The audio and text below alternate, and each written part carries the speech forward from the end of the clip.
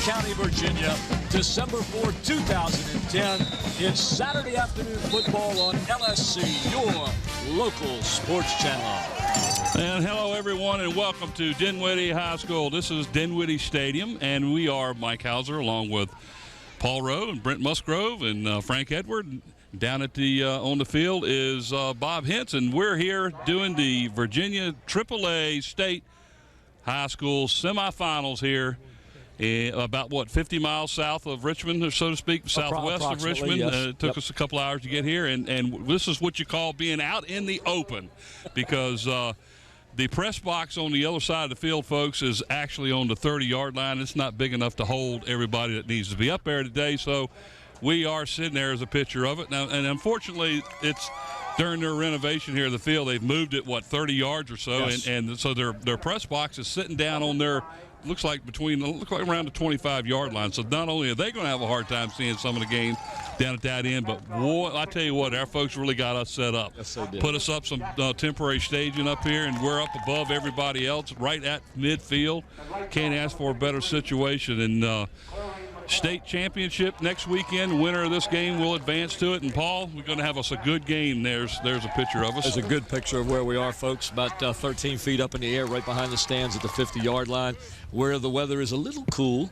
Well, I'll tell you what, it's a good thing the sun's out, because when it goes down, it's going to start to get a little chilly up here. If you look over your right shoulder, you can see it fading behind the trees behind us right now.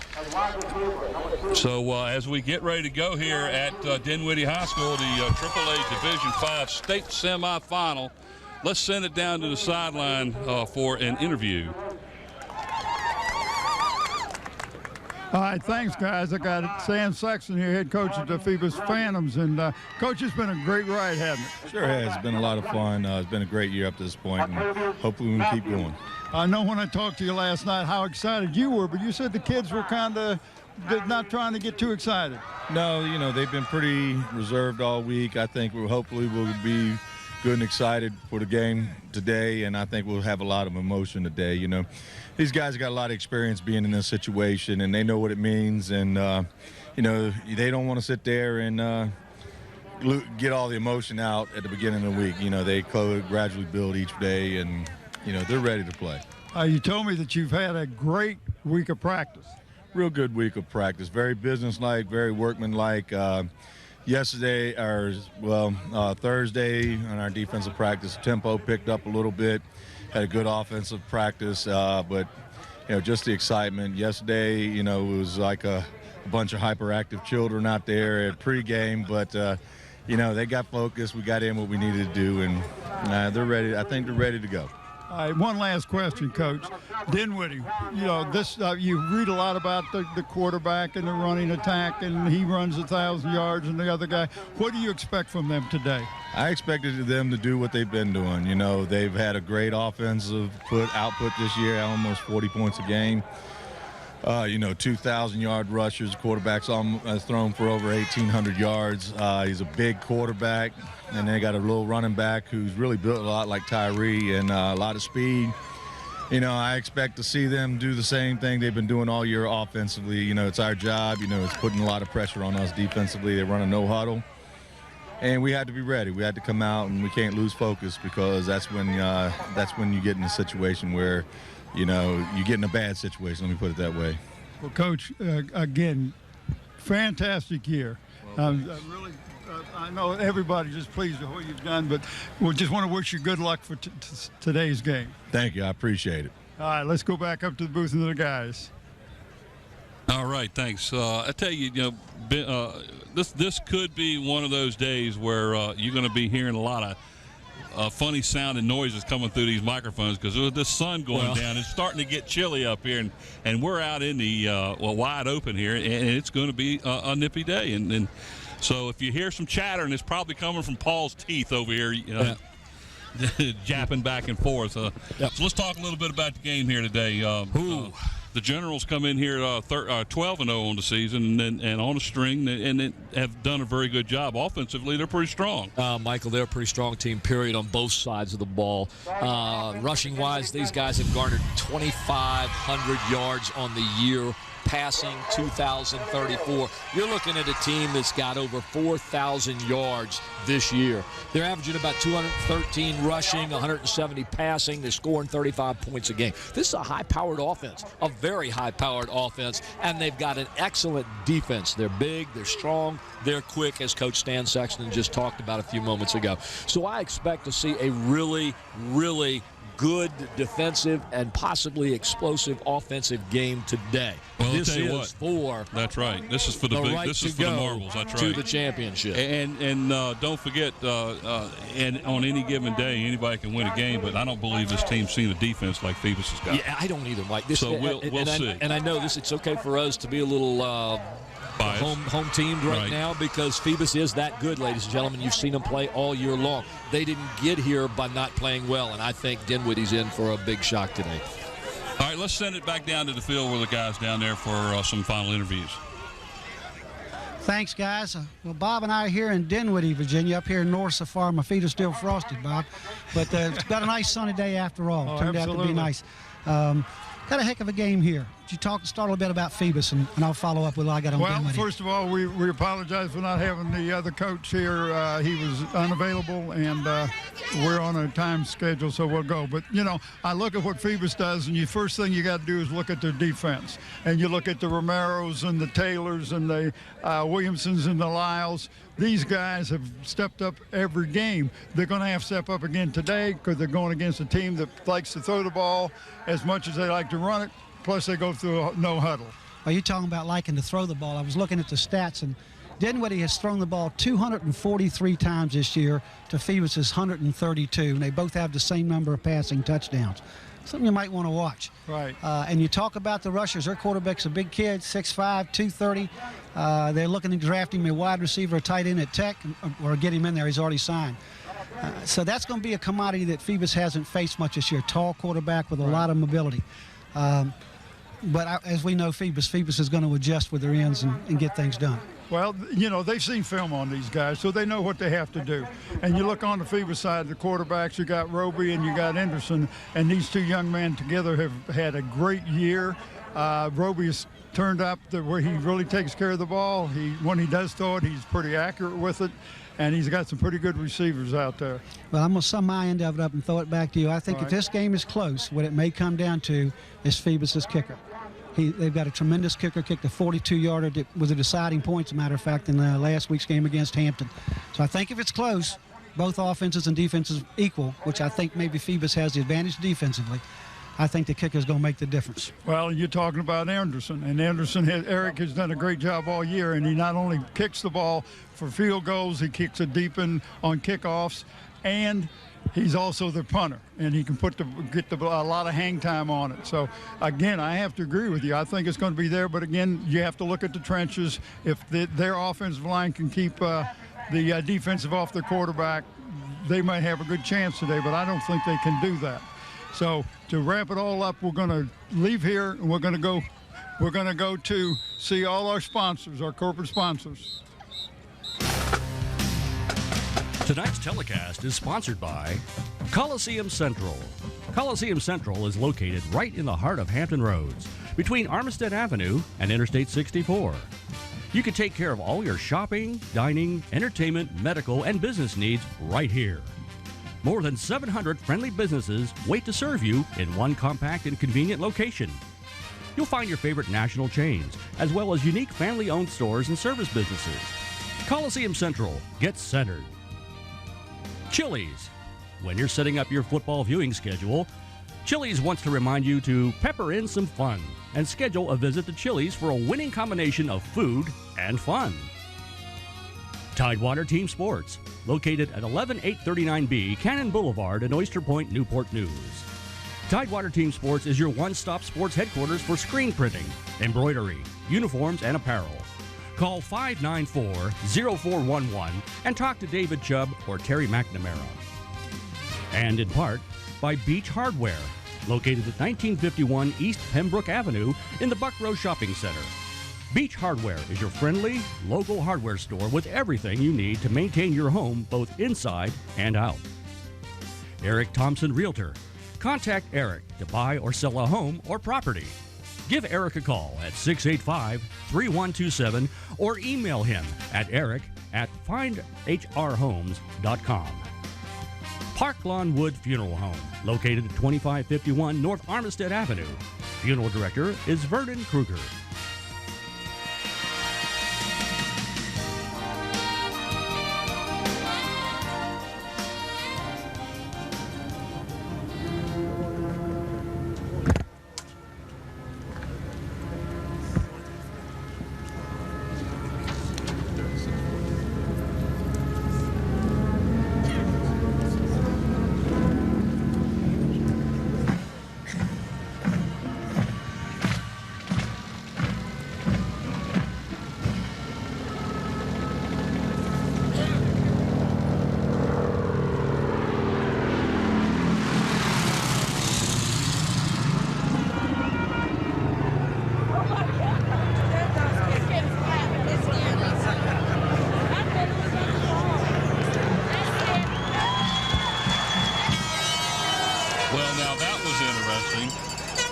An old P41? Yep. You didn't know about that, did you? No. I'm sorry. I knew about that. I should have told you about that. That was interesting. We had a flyover here, and that was rather low. It was designed. It was a flyover by a World War II plane, and I'm sorry, I'm not from that era, but someone may tell us later on today what kind of plane that was. Oh, Brent on but it was very nice. Do you know what kind of plane that was, Brent? A what? No, that was a World War II plane. It was a crop duster. Crop duster. Missed his field. Oh, my goodness. Again, we are sitting here outdoors in the elements, and the sun is starting to go down behind some clouds that are moving in. It's going to get a little chilly. I know, and I promised you the sun would be out for a while. Yeah, you ought to be ashamed. You said 3 more hours, and I said, well, oh, well.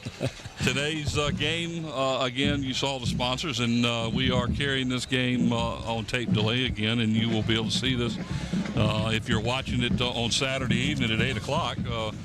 We just got home.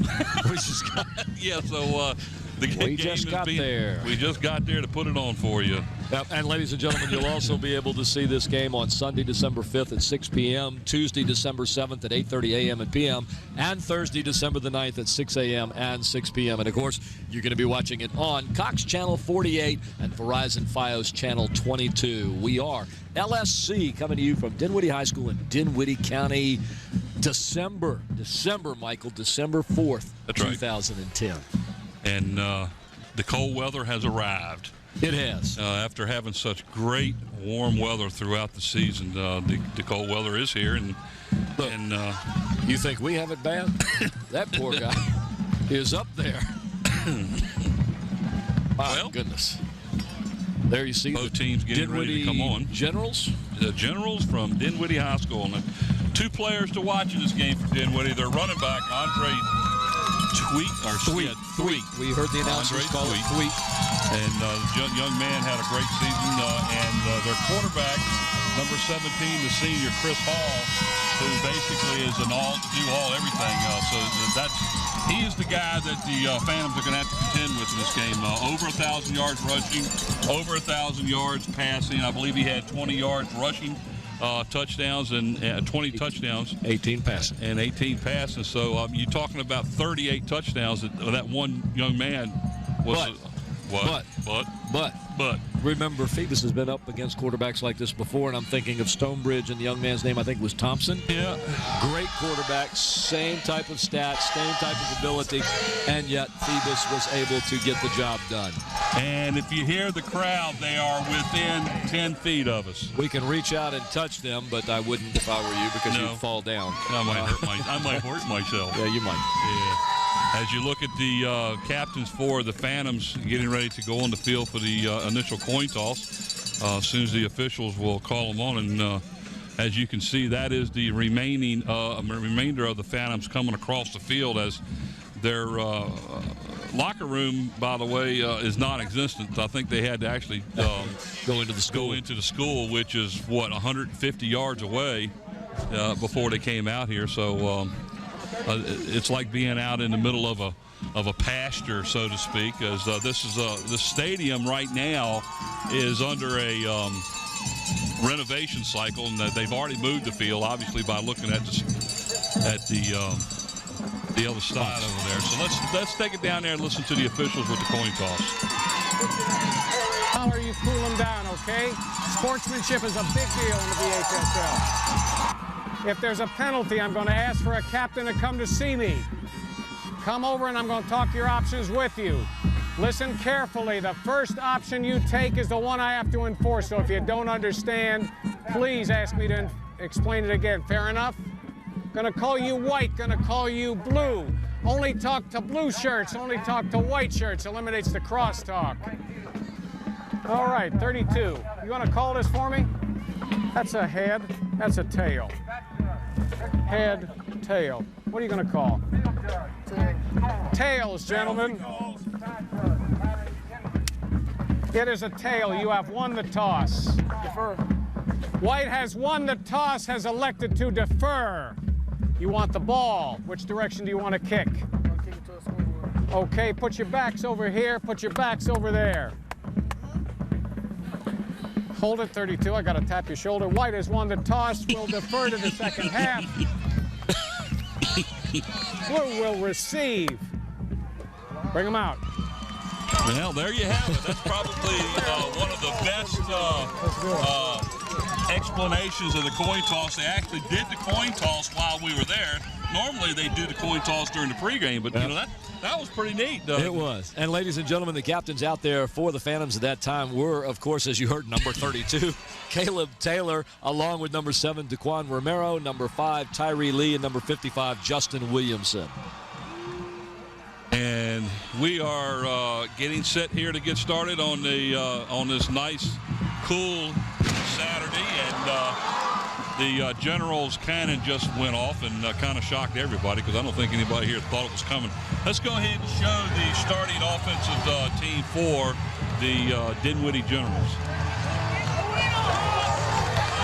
There you see the Dinwiddie mascot as he rides around, the General himself. Very reminiscent of the UVA Cavaliers and their Cavalier who comes into the stadium.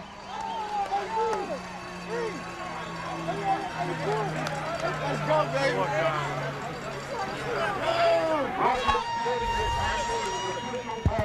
There you see the Phoebus Phantoms getting ready to come onto the field as the Dinwiddie Generals start onto the field. And as soon as we get the lineups up there, we'll let you know who it is. And for the Dinwiddie Generals on offense, the lineman, number 60, Denny Vaughn. Number 71, Deontay Monroe. Number 59, Corey Marshall. And number 78, Ronald Cunningham. And number 55, Taquan Cates. The wide receivers, number 12, Trey Gardner. Number 82, Drakkar Harvell, and number 80, Darius Hawkins. And number 1, Sadrius, I hope I pronounced that right, Williams. The quarterback, number 17, Chris Hall. And the running back, number 20, Andre Thweet. And setting back deep near the goal line for the Generals is number 32, Jordan Prentice. And kicking off for the Phoebus Phantoms, of course, is Eric Anderson, number 4. Eric is a junior and undoubtedly would be the starting quarterback next year for the Phantoms. So as we get set here at Dinwiddie High School, State AAA Division V State Semifinals is underway. Phoebus was offsides on the kick, by the way. Yep. That will come back and cost the Phantoms 5 yards. Yeah, we can go ahead and throw up the defensive starters now. Is that what you want to do? All right. For the Phoebus Phantoms on defense, the tackles, number 67, Kevin Lyles, and number 58, Tevin McGugan. The ends, number 55, Justin Williamson, and number 7, Daquan Romero. The linebackers on the inside, number 25, Justin Lyles, and number 32, Caleb Taylor. On the outside, number 8, Rodriguez Jones, and number 11, Anthony Haste. In the secondary, the cornerbacks, number 2, Breon Key, number 26, Deshaun Arnold, and the safety, number 5, Tyree Lee. Tough defense. Yeah, Mike, I saw the offsides as Henderson was running up to kick it. I saw somebody a couple of steps ahead of him. He stayed a couple of steps ahead, and we could see that coming. That was pretty obvious right there in front of us. Anderson will kick off again for the Phantoms, this time teeing it up at his own 35-yard line.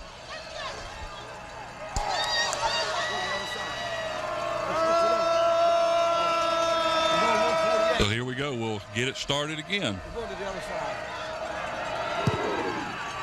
To the far side over there, taking at about the 20-yard line. Could not tell the runner's number. Let's see if we can see it. Is it 80? Yeah, number 80 on the carry for the Generals, and that was Darius Hawkins, one of the starting wide receivers. And I tell you what, the Generals, you're going to notice, are go in a no-huddle speed offense here, and as we get ready to get started. See the replay here on the kickoff, and nice return by the Generals. Put them in good field position as they start right here. Hall with a pass over here, and to the receiver, number 12 is Trey Gardner. He gets enough for a first down outside the 41 to about the 42-yard line. So on the first passing play, first down for the Generals. Again, look how fast they're getting up there. Yep, number 26, Deshaun Arnold in on the tackle there, along with Davon Robinson, number 87. Chris Hall with another quick pass to the far side. Not a lot there, maybe a yard, as it was completed to number 80, and that was Darius over there, the same one who had to run kickoff return. Gain of about a yard, second down and 9. Handoff up the middle, and he's met right at the 45-yard line. Pickup of maybe 2 on the play. Mike, this is a much quicker offense than Phoebus is used to. They've played teams who have the no-huddle, but this is a true no-huddle in the fact that they get out there. They don't wait around for the play. They know it. They're well organized, well set up. Ball back to pass, and it's almost intercepted on the play by, looks like the Phantoms number 35, Tony Pittman. Yep, Phoebus was lucky that time 25. too, because number Justin 1 Lyles. for the Dinwiddie Generals, wide receiver Cedarius Williams, was wide open here on the near sideline, Mike. And instead of throwing up where he did, if he'd looked toward the sideline, he'd have had a man wide open. That was Justin Lyles almost with the interception. Breon Key deep for the Phantoms. Looks like Hall will punt the ball away as they have a fourth down and about 7.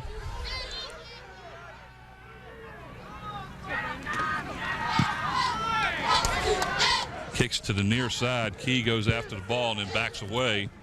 And it will come to rest at about the, maybe the 24-yard line. So Phoebus will take over 1st and 10 offensively at their own 24-yard line.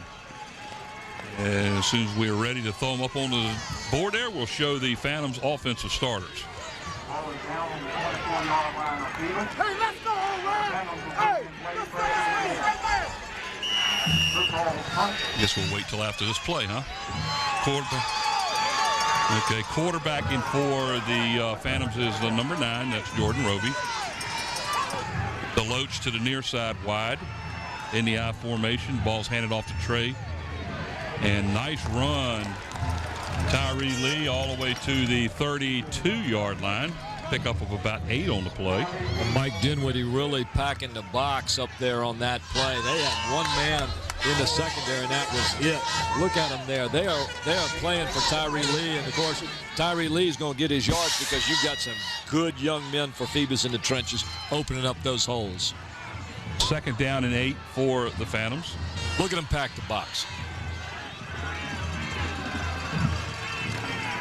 Lee off the left. He's hitting the backfield. Gets back to the 30, and he'll lose about 3 yards on the play. So here's your starters. Offense for the Phantoms. Tackle number 66, Jamar Jackson. Guard number 62, Rakeemus Jackson. The center, number 55, Justin Williamson. The right guard, number 63, Corey McCoy. The right tackle, number 54, Jonathan McLean. The tight end, number 7, Daquan Romero. The wide receiver, number 2, Breon Key. The split end, number 84, Ramon Deloach. The quarterback, number 9, Jordan Roby. The fullback, number 20, Atavius Matthews. And the running back, number 5, Tyree Lee.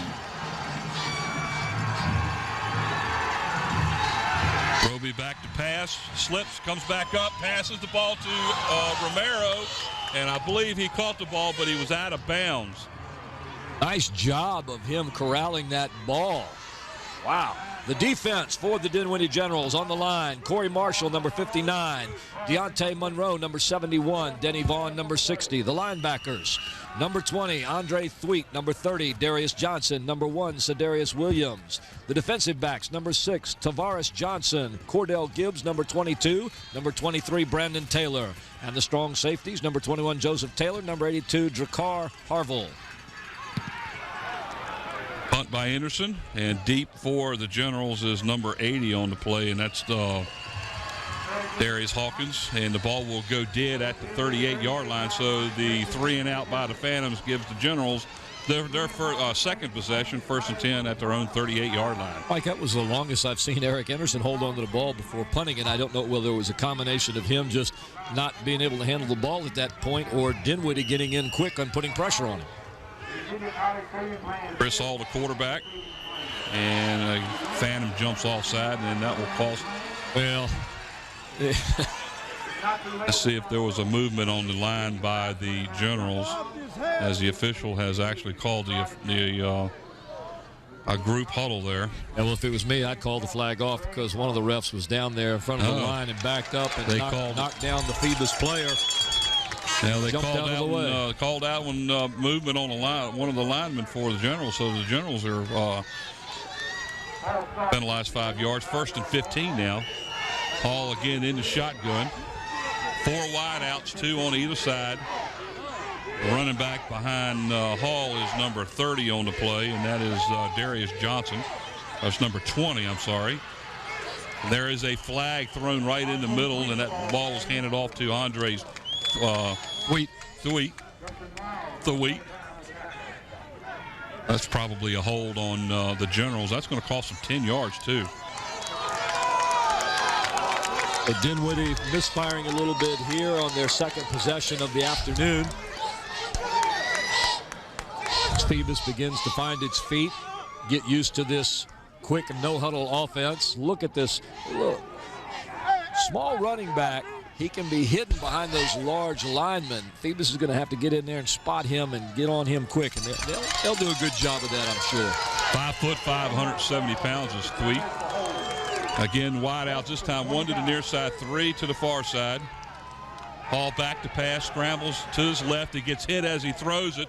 The ball's almost caught. It was intended, I believe, for number 82 on the play, Drakkar Harville, and it's incomplete. That'll bring up 2nd down and a bunch. And that was Daquan Romero coming off the right-hand side there, chasing down Chris Hall.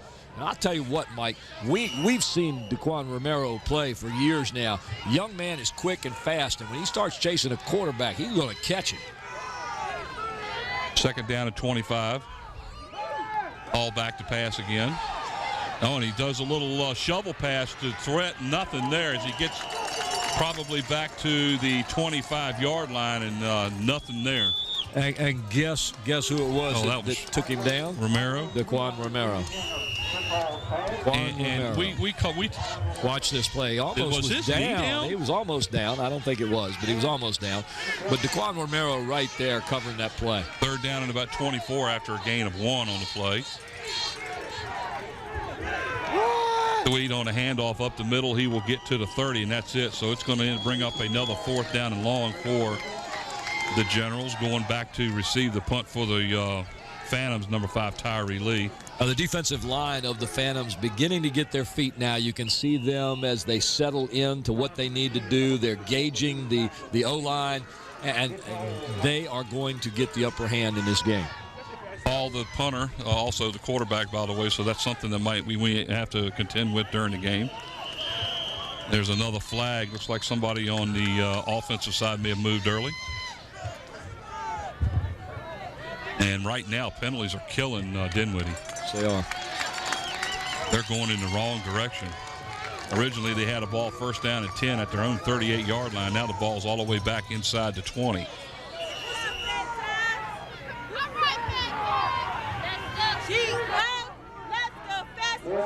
The Hall sets back to punt. Breon Key and Tyree Lee back deep for the Phantoms. There's a good block. Saw that. Oh, that was a good block, too.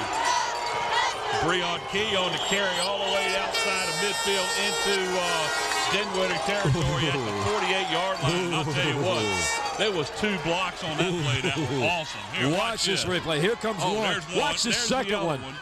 That second one, that young man was just, he was blocked into next year. This whole crowd went crazy when that happened. Mike, on that last drive with Dinwiddie, 3 penalties, 19 yards.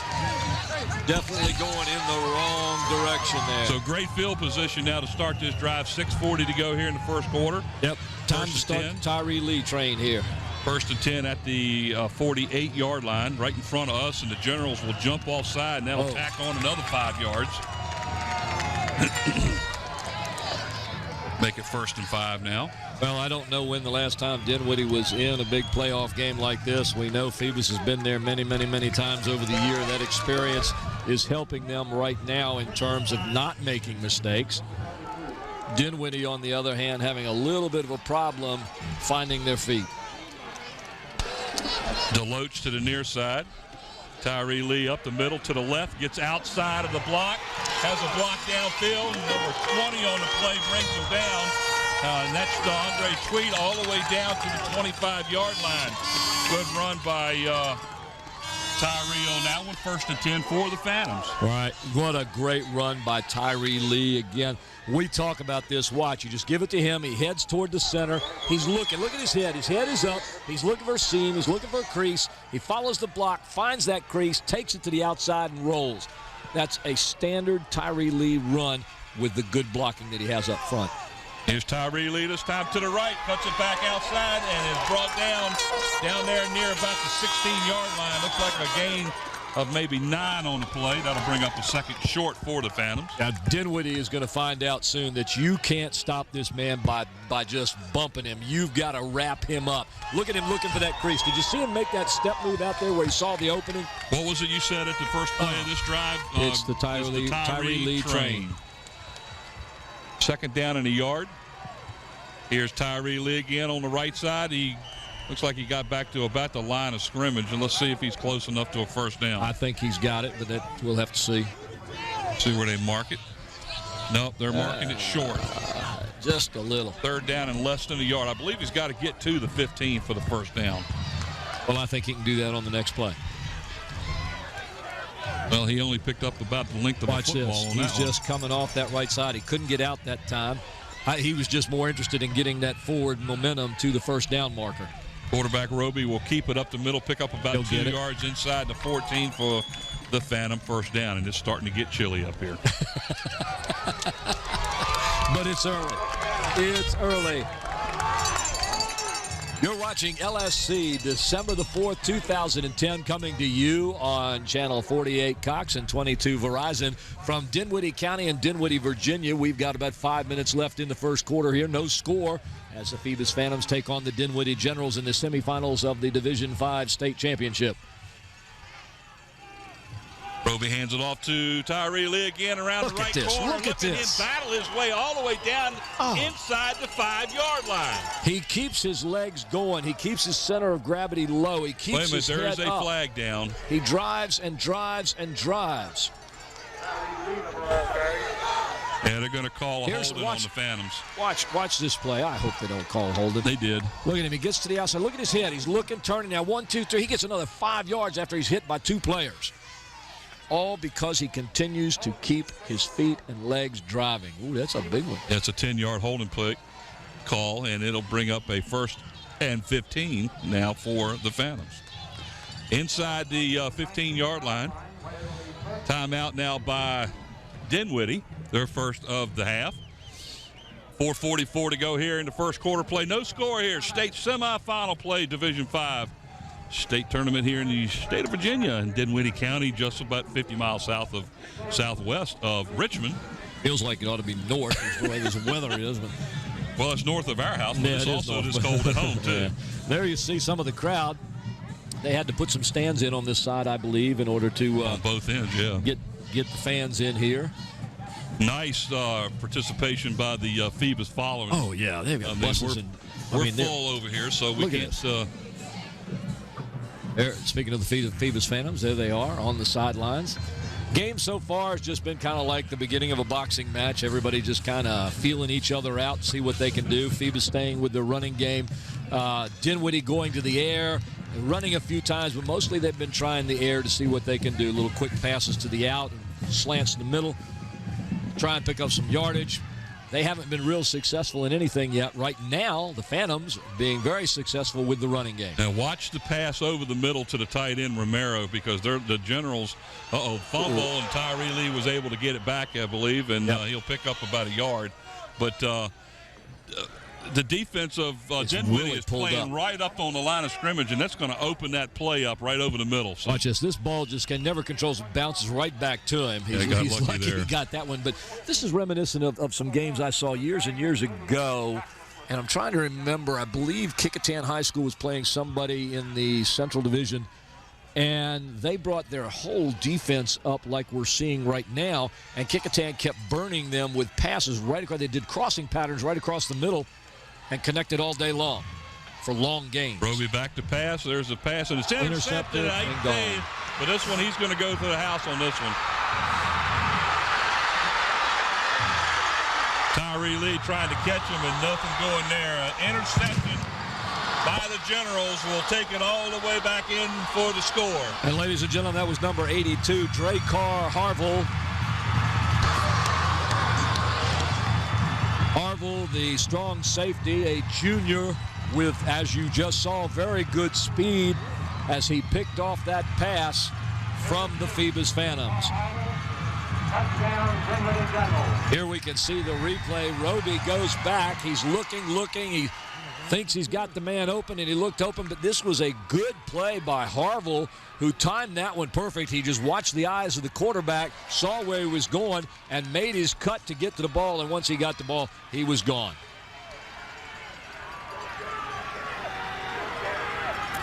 Now the extra point attempt.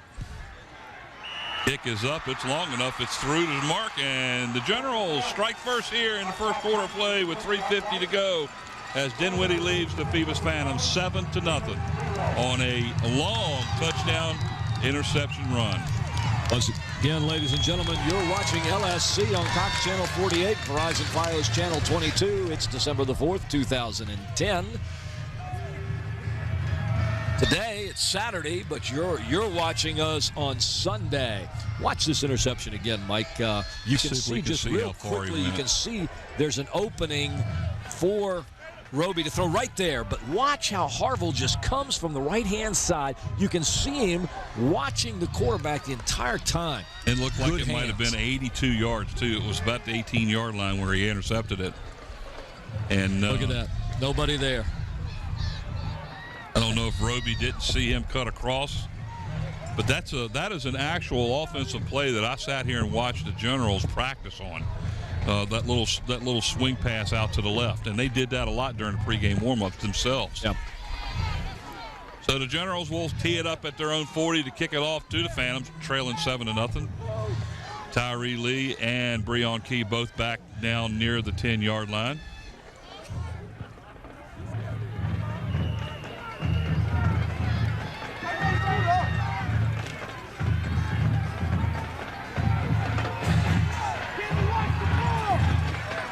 .350 to go here in the first quarter of play.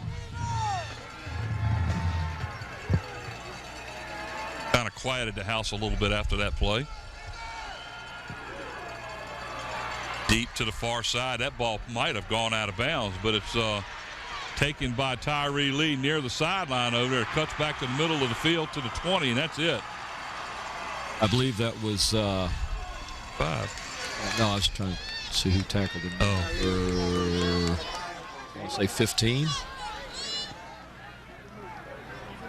I get the number there. So 1st and 10 for the Phantoms at their own 20-yard line. He was awful close to that sideline over there. He was almost out, wasn't he? I'm not sure why he didn't let that one go out of bounds. Either way, 1st and 10 now. The Phantoms 80 yards away from tying this game up, so we'll get it started here on this next drive. 80 yards and 3 minutes away from 3 minutes 43 seconds away from the end zone. Lee up the middle near the 25-yard line. One of the nice things I like about Phoebus, Mike, is something like a score here, an interception, and a score for the opposing team. Phoebus doesn't get excited. They don't get upset. They go back. They know what they do well. They continue with their game plan. You move the ball. You run the ball. It's smash-mouth football. You depend on your O-line. You depend on your defense. Phoebus is that good. You can't get excited. Look at Tyree Lee. He just goes through there, finds the holes, grinds out the yardage. This is how you answer. Off the left side this time, picks up bunches of yards there, enough to a first down out to about the 32. You see how he got those last 4 yards? He just kind of stretched right out and hit the guy in front of him and pushed him back 4 yards. Pick up a 7 on the play that gives the Phantoms a first and 10 at their own 32-yard line. Watch this right here. Watch how he lowers his shoulder. Boom. And look, 1, 2, 3. Look at this guy. Tyree Lee's just amazing. He is amazing. First and 10 for the Phantoms is a handoff to the fullback right up the middle near the 35-yard line. I believe that is the Phantoms' number 44 on the play, Kenny Johnson. That is correct. He just wrapped the ball up, put his head down, put his shoulders square, and just ran to that line and bulled his way. And they hit him a couple times, and he stood. Pick-up of about 4 on the play. Second down and 6 now for the Phantoms. You know, as tight as that Dinwiddie defense is playing up, and as soon as I say that, they drop 3 back. But as tight as they're playing in the box, Mike, if Tyree Lee gets turned around that corner, there's not going to be anybody there to stop him. Here's Lee up the middle. Nope, is that number 20? Octavius Matthews up the middle? Yes. He will get near the 39-yard line. Let's see where they mark it, just shy of the 40. So that'll be 3rd down and 2 now for the Phantoms. Yep, Mr. Tyree Lee was getting a rest that time. Rodriguez-Jones coming in with him as we watch the replay. Number 20, Octavius Matthews, taking the ball down right through the middle of the line. Good blocking on the part of the Phantoms to this point.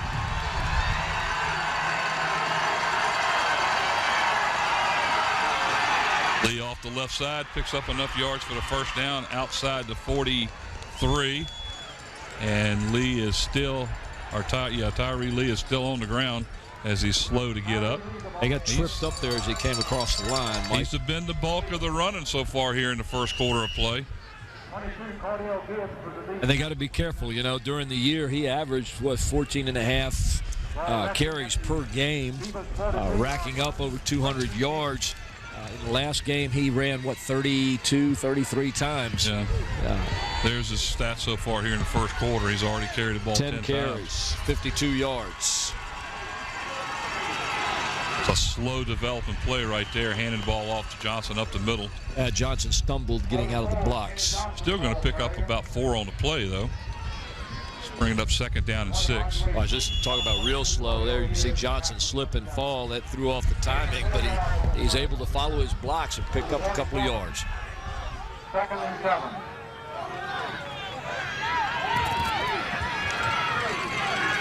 Down to less than a minute here in the first quarter, ladies and gentlemen. This will probably might not be the last play of the quarter. Tyree Lee up the middle, cuts to the left a little bit near the 50-yard line. He will be about 3 yards shy of the first down, so that'll bring up 3rd down and 3 now for the Phantoms. Mike, Dinwiddie's defense has begun to step out a little bit on the sides and pinch in to keep Tyree in. They're very cognizant of the fact that if Tyree hits that outside corner, he can slip through and go. And they've made some adjustments to get outside just a wee bit and pinch in, and so far it's been effective. So we get there. You can see him on the outside there on the other side. How they come in to get him. No, they won't get this play off. We'll end the first quarter. So that's the last play of the quarter. So at the end of the first quarter play here at Dinwiddie Stadium, the Generals of Dinwiddie lead the Phoebus Phantoms 7-0. Let's send it down sideline with Bob Hens. Hey, fellas, I was watching the play over here, and when the fumble, when Tyree Lee fumbled the ball, he was looking for the hole to go into and took his eye off the ball. That's why he fumbled it. And then I was standing there with Deanna Brown, and we're thinking, don't pass, and they pass. You got to pass when they don't expect it. That was 1st and long, and that was a passing situation. They can run the ball well. Tyree Lee is running the ball well. The fullback is moving the ball. They got to stay with the ground game. I agree 100%, Bob. I agree 100%. When you live on that run, you better live on that run. The passing game's not going to work on a short passing game either, Bob. When the whole defense is right there, all they got to do is get it over top of the linebackers, because they're bringing the whole defensive side up to the line of scrimmage. Well, Mike White, we've got a quick break here. I'll get a couple of these out. The sponsors for the second quarter of this game, folks, Coliseum Central, located right in the heart of Hampton Roads between Armstead Avenue and Interstate 64. You can take care of all your shopping, dining, entertainment, medical, and business needs right here at Coliseum Central. More than 700 friendly businesses wait to serve you in one compact location. Coliseum Central, get centered. 3rd down and 3. Lee to the left side.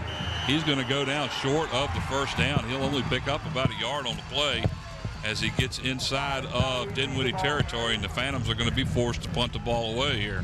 He didn't even get a yard. Mike got about a half a yard. If he had came to the left side, outside, he had a lot of room right here, right there. Yep. And I guess he lost his balance and went down. So Eric Anderson will come in to punt the ball away now. The ball sitting inside of the 50-yard line. Bad punt off the left side, right side of his foot, and it bounces. So we've got to stop the ball, guys. It's moving towards the Phantoms, and they're going to have excellent field position outside the 35-yard line. And that's a rarity, ladies and gentlemen. Anderson with a great foot is an excellent punter. That only goes for about 14 yards. 14-yard pump by Anderson will give the Generals 1st and 10 at their own 36-yard line. And let's see how this goes now. 1st and 10 for the Generals. Hall in the shotgun.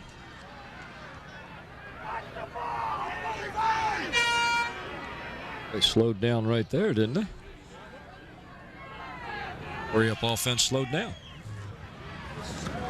And the ball off to number 20. Down he goes. Guess who? Number 32, Caleb Taylor.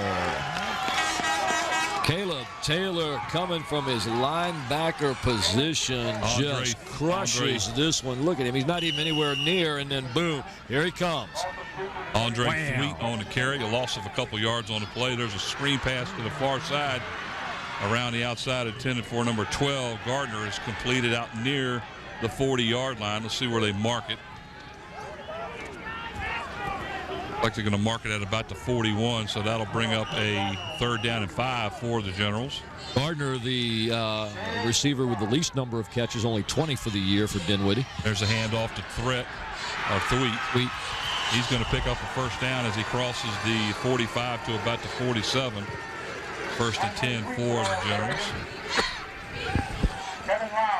Thweet got a nice block that time, made a good cut.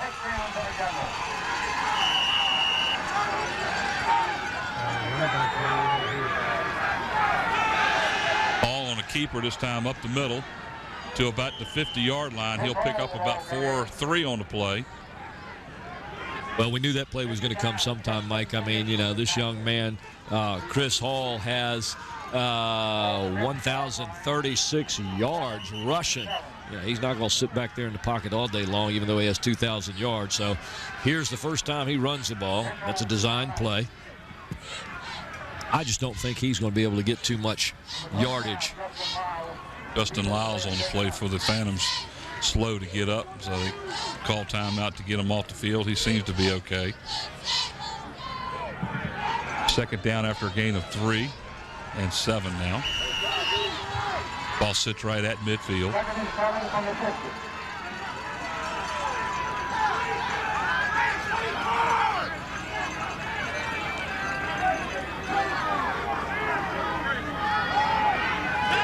Ball comes to this side, and it goes back the other way to a screen pass to the Generals number 12, Gardner, and he gets down inside of the Phantoms' 35-yard line, and that's where the Phantoms will have 1st and 10. Generals will have 1st and 10. Once again, hitting Gardner with the little screen pass. This was set up real well. Phoebus came hard charging from that right side. Hall on a keeper up the middle for about 3-yard gain.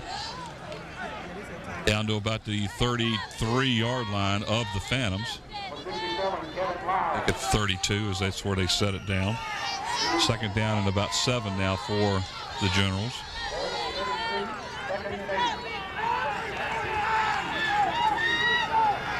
Sweet again standing next to Hall, the quarterback. Back to throw is Hall. Screen pass completed to the Generals' number 82 on the play.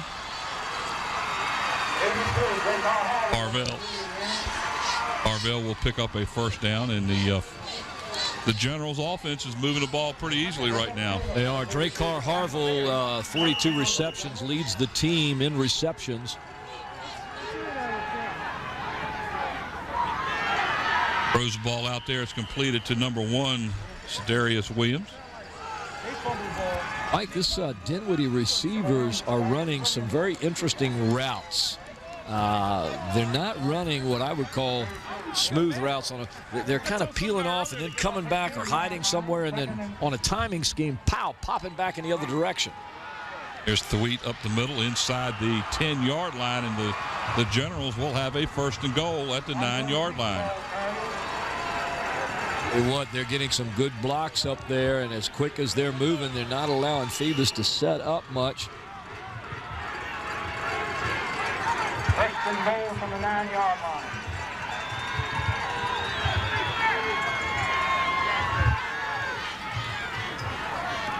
Quarterback keeper up the middle inside the 5.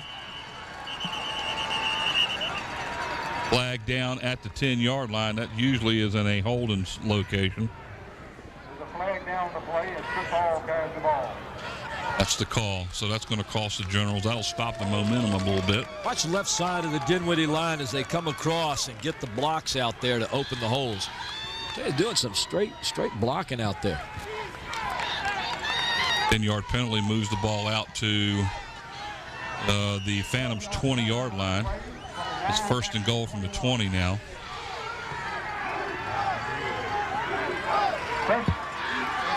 Hall is the quarterback in the shotgun again.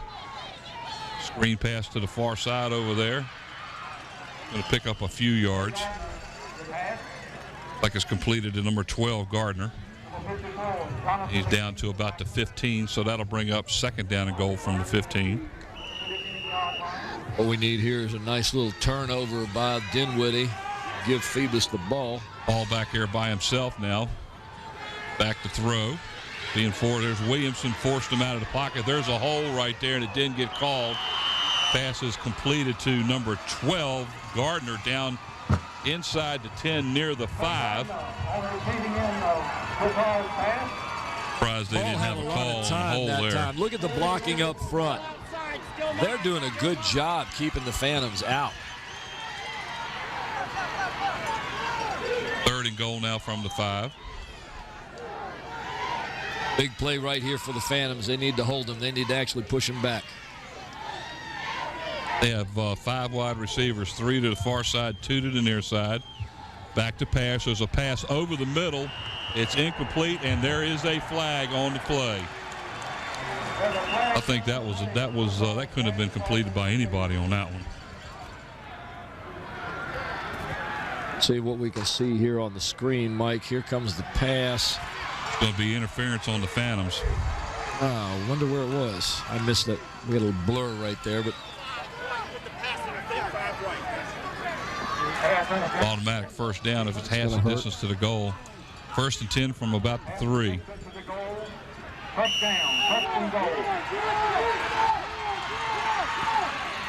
Pitch to Thweet to the left side, nothing there. Looks like he might have lost about a yard on the play. He was initially hit on there by Tevin McGugan, number 58, with another host of Phantoms right behind him. Look out for a little hitch pass right here. Nope. Quarterback keeper right up the middle, and I believe he's in for the score. Touchdown, Generals.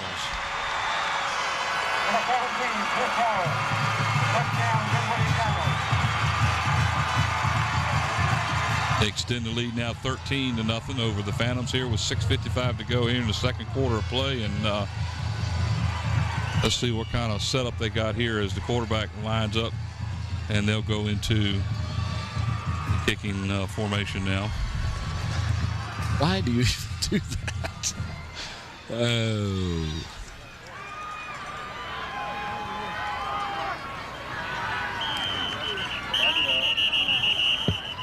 Got a flag on that play. We'll assume that's offsides on someone, or illegal procedure.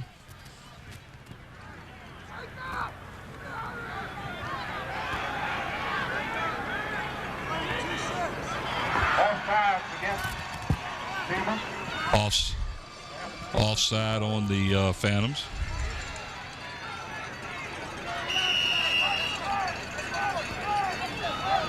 Dinwiddie will try it again here for the extra point to make it 14.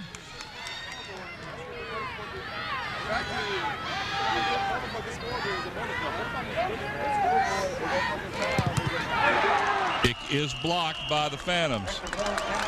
So with 6:55 to go here in the second quarter play, the Phantoms find themselves trailing 13-0 to Dinwiddie.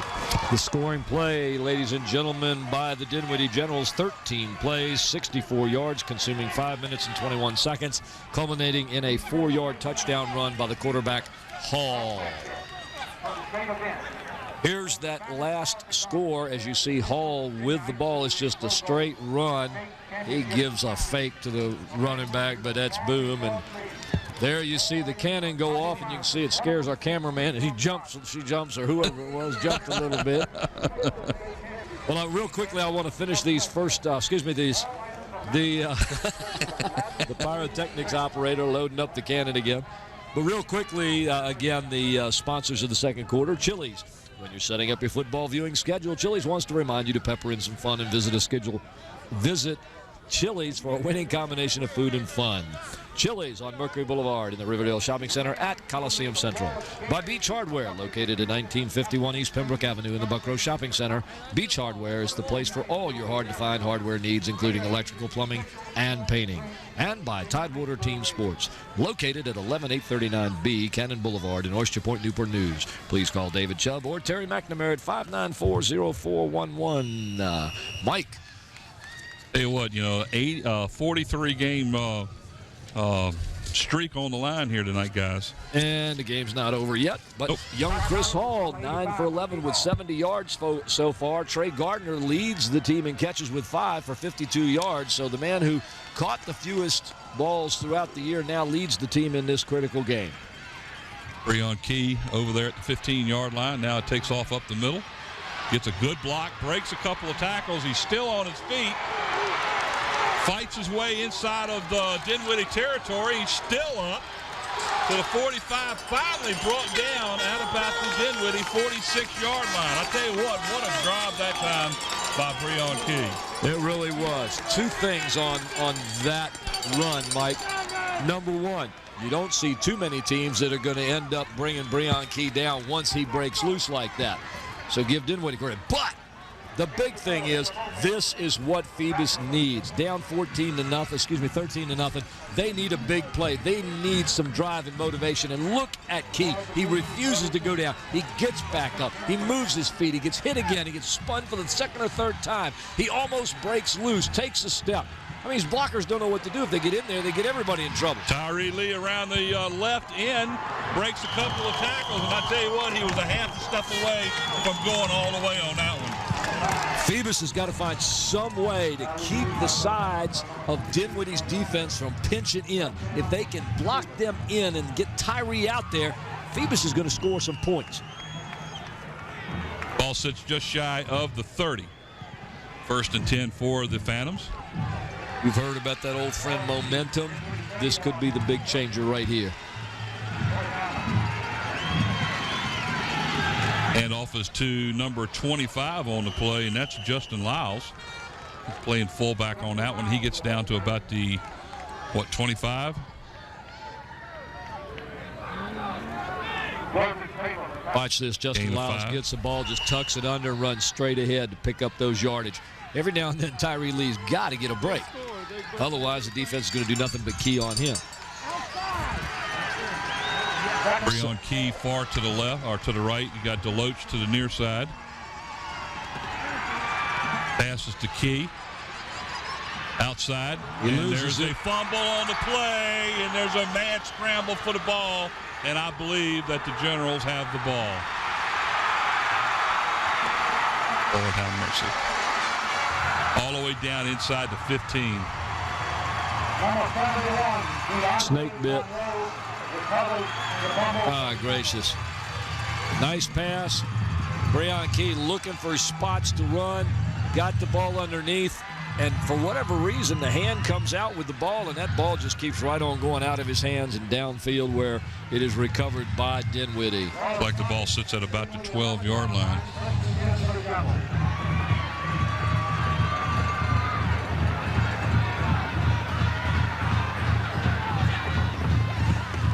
Beat on a carry.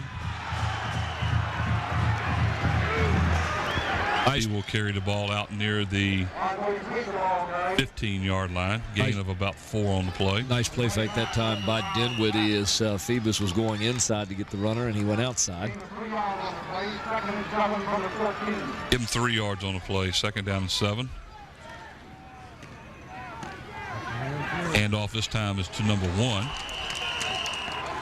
Williams coming to the near side. Nothing going there. They tried to cross him up on that, but Deshaun Summers, number 28, was staying home here on the left side. Look at him. He's just outside your screen. On there he is right there. He stayed home, saw this coming. Boom. Justin Williams in there. Justin Williams, excuse me. Talking too fast to get the whole name out.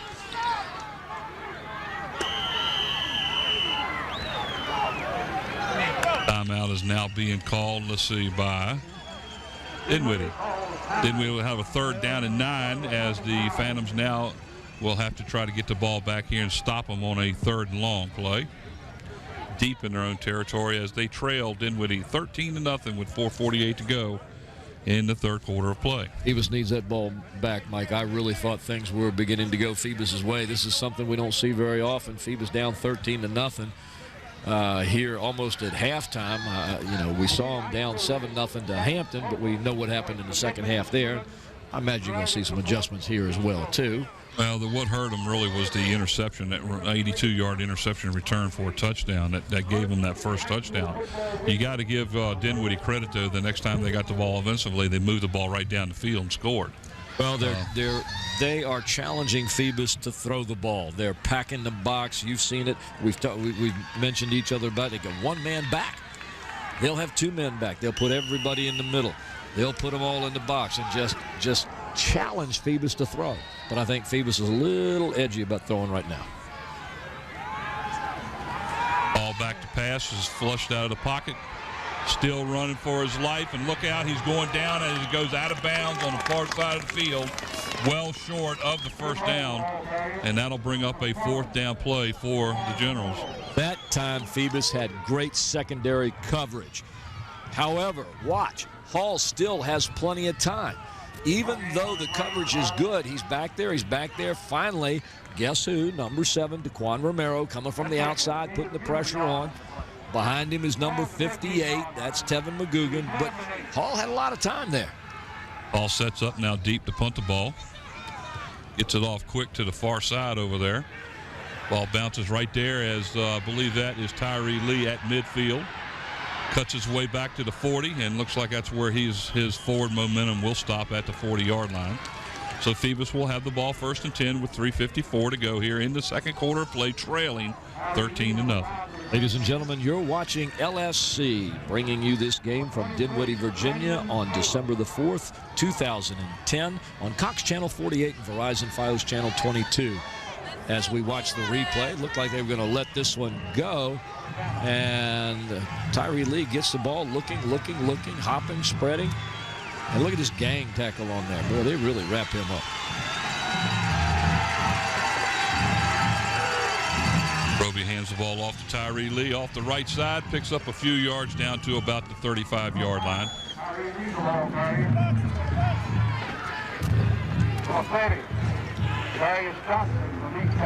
Gain of about 6 on the play. 2nd down and 4 now for the Phantoms at just inside the 35-yard line. Breon Key coming out. Rodriguez Jones, number 8, going in for the Phantoms.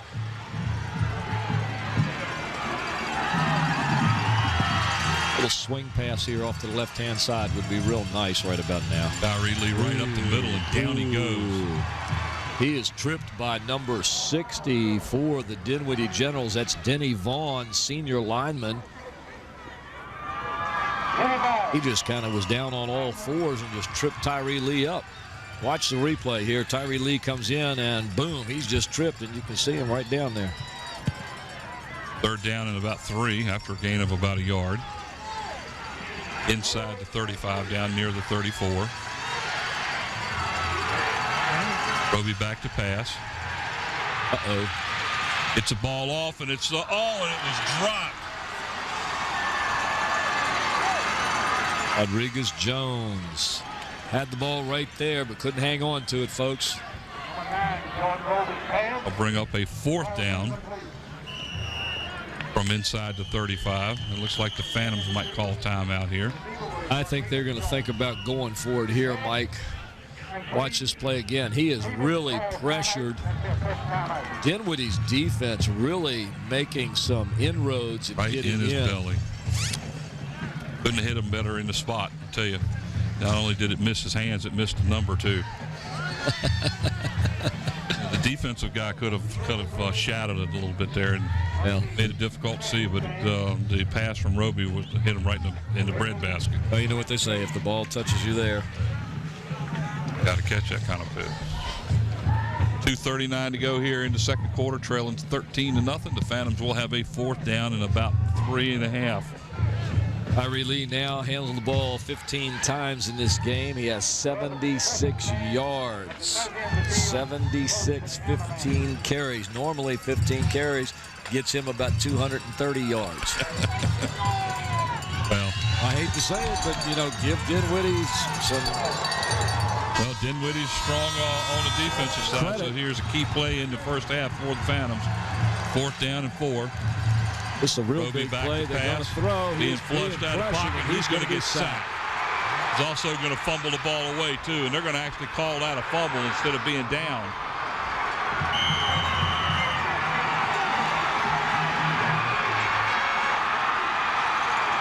They called that a fumble, and the Generals will have the ball 1st and 10 all the way down to the Phantoms' 45-yard line. Watch this replay. Let's see this. It's surprising that they're going to pass, and yet not surprising. He just, it was ball a fumble. Came out before he. Yeah, didn't notice the face mask there, did you? I missed that. So there's still time left on the clock here. 1st and 10 at the Phantoms' 45-yard line after another turnover.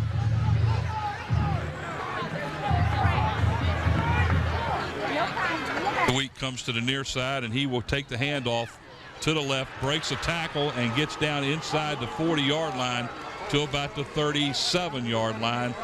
Shy by about 2 yards of a 1st down. Give them 8 on the carry. 2nd down and 2 now for Dinwiddie. Hey, that front line of Dinwiddie is getting some good cross blocks, opening up a hole there. They're pulling and coming across. There's Sweet again inside the 30, or inside the 35 down to about the 32. That's going to be good enough for a 1st down. And they continue just to move the ball on the Phantom defense. Hey, on these plays where Tweet gets the ball and goes in like that, the left side of the line will come across to the right, just in front of the right side, who then will go out and take off. We'll take off the tacklers coming in, opening a lane for him to go through. Down inside the 30 to the 29, gain of about 3. 2nd down along 7 now for the Generals. I'd like to see an interception here by Phoebus and have them take it to the house. Now the defense needs to have a stop right here. There's 1:30 to go. Here's a chance right here. Look at all the time he's got. Finally got leveled as he let go of the ball.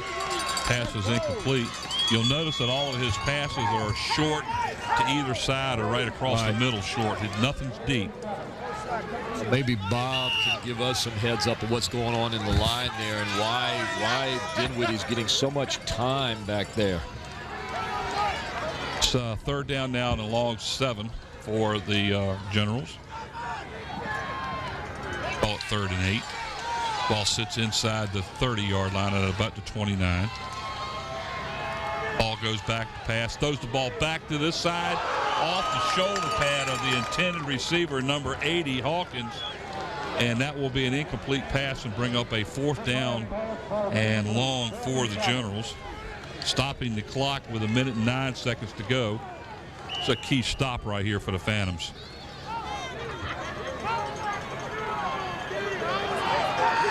Try a field goal from here, you're talking about 46 or 47 yards. All in the shotgun, 4th down and long. He's back to pass. Got room to run on that side if they can't get in there. Coming back to the near side.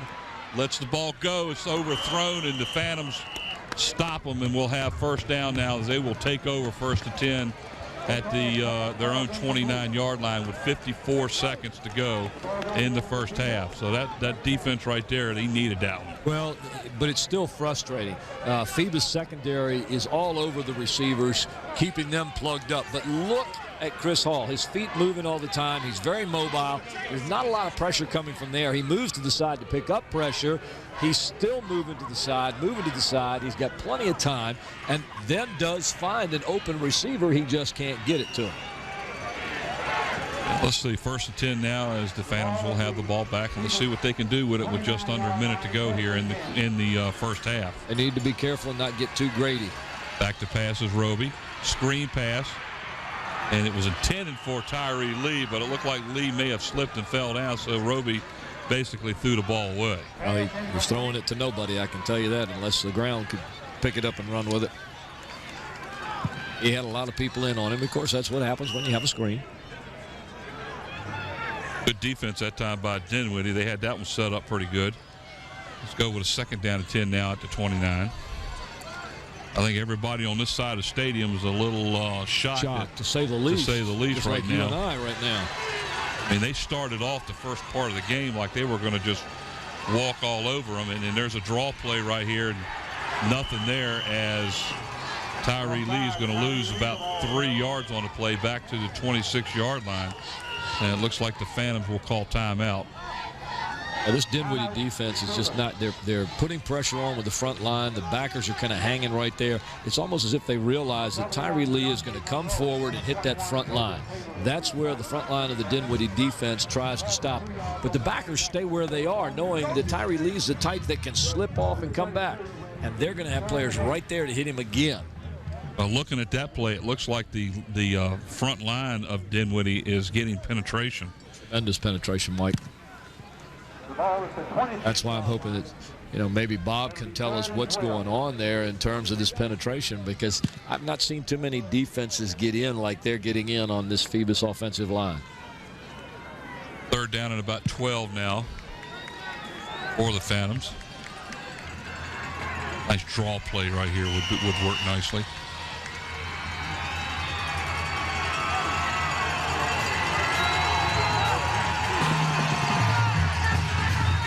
Three wide outs, 1 to the near, 2 to the side.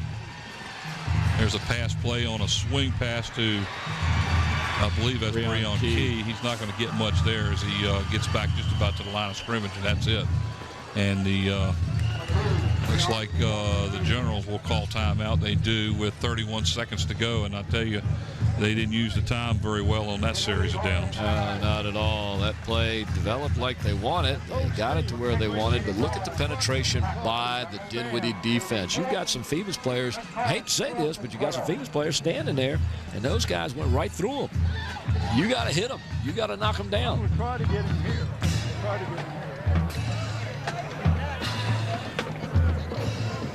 I got to stay. So as the Generals will get set to receive the punt by the Phantoms,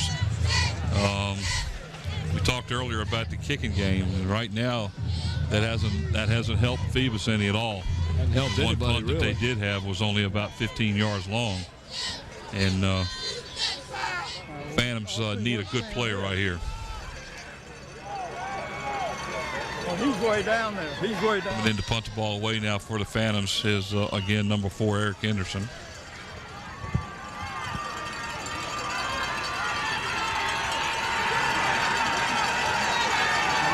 He stands down inside his 15-yard line.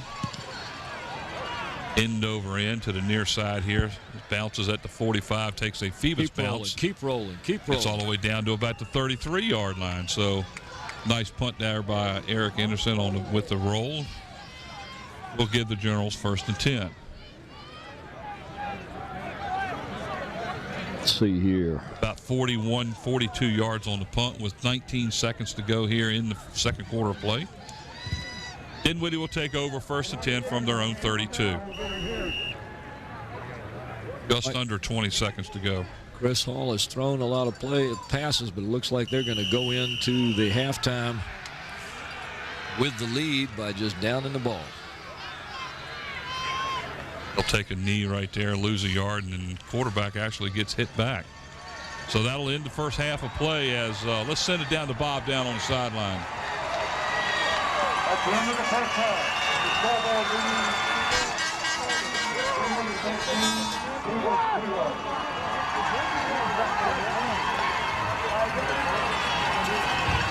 Yep. All right, we couldn't get Stan. He's don't want to talk right now, and I don't blame him. What's happening right now is their offensive line is holding the defensive line of the Phantoms out, and they're not getting any pressure on the quarterback. They got to get some pressure on the quarterback, and they got to quit turning the ball over. They do that, we'll be able to get back in the game. They're only down 13, so we know they can score some points. Bob, question. What I'm noticing up here from my spot, when Phoebus is on defense, it appears that the Dinwiddie offensive line, especially that left side, is firing off toward the right, about 2 steps behind the right side, which then fires off to the opposite side in a cross block pattern, and they're popping the Phoebus defensive line a good 2 yards back. Right now, the twin trenches are being controlled, especially when Phoebus is on the offense. The trenches are being controlled by Dinwiddie's defense. You're doing exactly what you're saying. They're clogging up the middle. Then you notice the real big run that Tyree Lee had is when he went outside and got outside of them because they pinched them in. So I'm agreeing with you. Yeah, exactly, Bob. And I saw that early after the first series and into the second series when Dinwiddie was on defense. They knew that Tyree Lee is the type of runner, I guess they've watched their films, who comes toward the middle, keeps his head up, looks for that seam outside, bounces outside. I noticed they've taken the outside linebackers. They've spread them just a touch to the sides now, and they're pinching in. They're kind of just hanging there, going forward and pitching in, so that when Tyree Lee comes into the middle, rather than commit, they're out there waiting for him to bounce out, and then bam. Right, you have to understand, they also looked at film, and Tyree Lee did a lot of running up the middle and off guard and tackle for a lot of runs. So they're pinching in. He's going to have to get outside. He is, and he's finding it a tough time. Number 60 for Dinwiddie, Denny Vaughn, one of the linemen, big man, is clogging up that middle tremendously well for Dinwiddie today. All right, guys, go back up to you. All right. Hey, you notice I got my earmuffs on? Is it cold? Are they warm? Oh, it's nice down here. You notice I got mine on, too. They're called earphones. Well, I put my coat on because when that sun went down, it got chilly up here. Well, we're at the halftime again here at Dinwiddie High School as Dinwiddie leads the Phoebus Phantoms 13-0. And we are not happy. It's a little bit different situation than we thought was going to happen. I'll tell you, on any given day, you get to play. That's the reason why they have to go on the field to play this game. Yes. And Phoebus is going to have to come back in the second half a whole lot different attitude. I mean, they started off the game really well, and it almost as though when they threw the interception, the pick six for 82 yards, it almost looked like their whole disposition just completely changed. Yeah, you take away that play right there, Mike, and you take away the lost ball down here where Phoebus was within the 10, 15-yard line. And in my opinion, you have a different game. You've got a tie ball game. You've got a 7-7 game going in at halftime here. And there are going to be changes made. Trust me, Sexton and his staff are going to be prepared coming out here in the second half. All right, so let's take a break, and we will return for second half action here in the AAA State semifinal game. Dinwiddie 13 and the Phoebus Phantoms 0. You're watching LSC, December the 4th, 2010.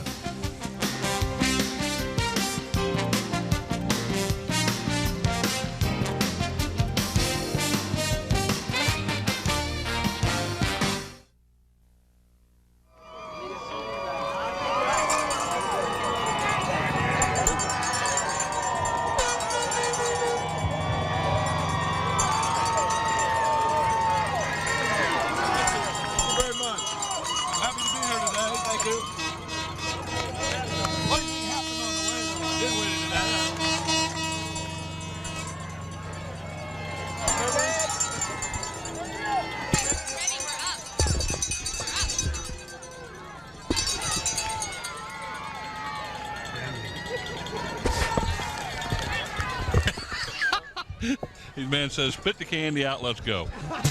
Well, we're back here at Dinwiddie High School, and as you can see right there, the Phantoms trail 13-0 as we get ready to start the third quarter play. At least Phoebus will get the ball first here in the third quarter, and let's hope the second half, our halftime adjustments will take care of the problem. Bob, go ahead. What you got down there? Got it on. Hey, guys.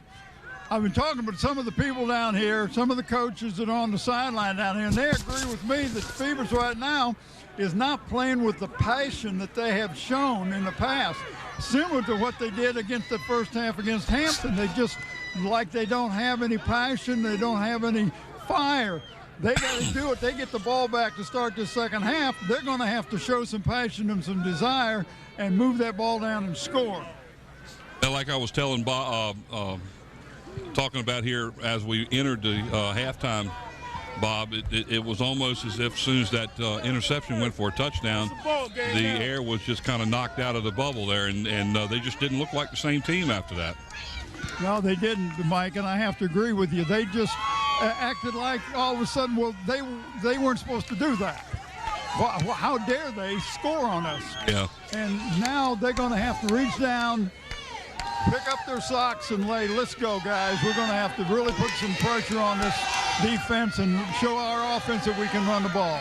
Exactly right. I assume that Coach Sexton and the coaching staff of Phoebus reminded these guys that this team they're playing today is 12-0 and looking forward to being able to play next week just like they are. So they know that they're here to play a game, and now it's time to get going.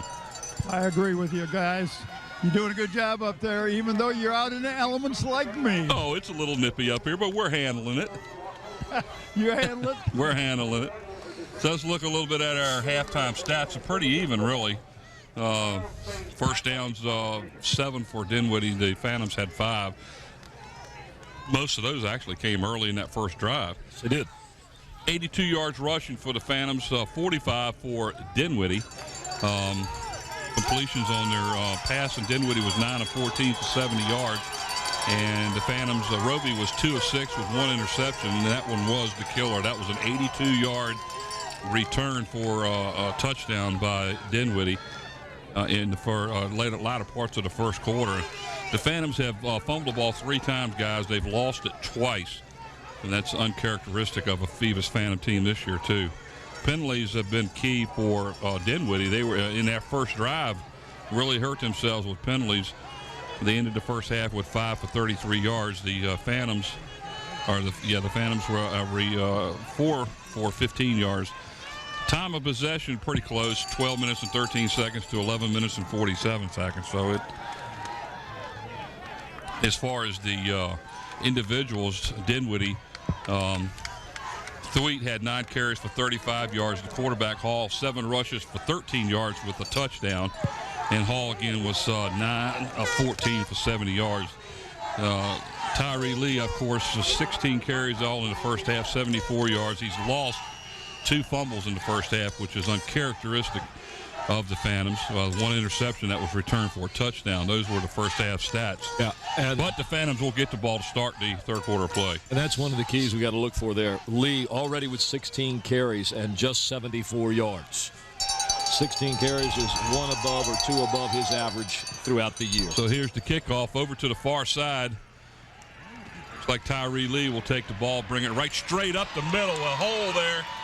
Breaks free outside the 35 to about the 37-yard line. That's where the Phantoms will take over 1st and 10 here in the third quarter of play as they trail 13-0. Ladies and gentlemen, you are watching LSC as we look at this replay of the kick return by Tyree Lee, who sets the field up, takes a look, then boom, puts it into gear and takes off to pick up some good yardage. That was another play where I thought the ball should have gone out of bounds, and it looked like he was kind of sidestepping the out-of-bounds marker there, and that was well outside the 15-yard line. You would have thought that might have been a play he'd let go out of bounds. Would have given him good field position. But here's Tyree Lee, gets a pretty good bang, breaks a couple of tackles, and it gets kicked in the head right there. But he will get down near the 44-yard line. Good pickup on first down for the Phantoms. 16th carry of the game for Tyree Lee. Watch on the outside here, sneaking up. Watch him get kicked in the head here towards the end of the play. Guy tries to jump over him. He sure is battling his way. There's a head helmet right to the face. There. Huh. Lee will take it to the left side, breaks a couple tackles. He's outside. Look out. He's tripped up on the play by the... Looks like maybe one step away from going all the way on that one as he's down to about the 41-yard line of the Generals. And there is a injured player for Dinwiddie still down on the field. And that looks like number 1, Cedarius Williams. For Dinwiddie, that was number 59, Corey Marshall, who finally brought down Tyree Lee. As we look at Cedarius Williams, the freshman linebacker, doing a great job today. You see some of the fans here for the Phoebus Phantoms. They've taken the long drive and braved this chilly weather to be out here to support the Phantoms and cheer them on.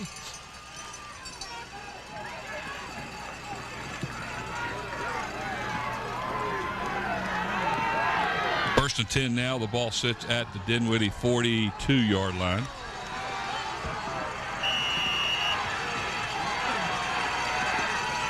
Roby in the shotgun. Snapped over his head, and it's a fumble on the play, and it looks like Dinwiddie's got the ball. Oh, my goodness. That's the third lost fumble of the game for the Phantoms.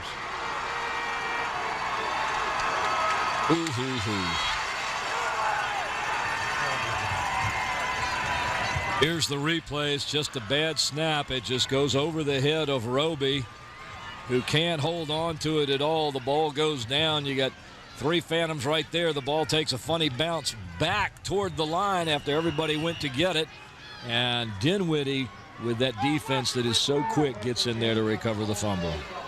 Not being able to hold on to the ball is hurting the Phantoms today. That's 4 turnovers now, 3 of them on fumbles. Wet on a Thweet on a handoff from Hall will get down near the 48-yard line. Gain of a yard on the play. Make it the 49-yard line. Second down and 9 for the Generals. Phoebus is going to have to stand up right here and play good defense on this series and stop them and get them 3 and out. They need that ball. Watch back! Hey, watch quarterback draw! Watch quarterback draw! Ball on a keeper is stopped short of midfield. Pick up maybe the length of the football, and that's it. Hey, let's go, man! Third down and about 8. Ball's not going to get much as long as he tries to keep going up the middle like that. It's just a straight play with stand-up blocking, and he's not going to get that blocking that he needs to get anything there.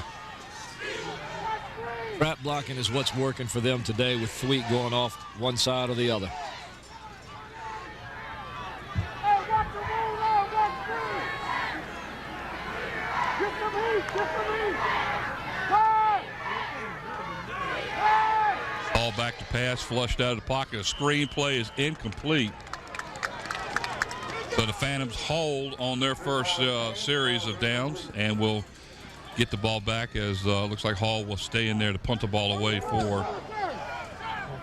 Here's the last play. It's just a quick little short pass. You see the receiver goes out and then comes back a good 5 yards. Just goes forward and backward, and they hit him with a little pass. Or they did that a lot. They did that a lot in the first half. Yeah. And I tell you what, the receiver over here is lining up. His foot is on the line of scrimmage. Now he moves back. Yeah, and why wasn't there a flag thrown on that for movement? The player has to get set before the snap. Ball will go out of bounds.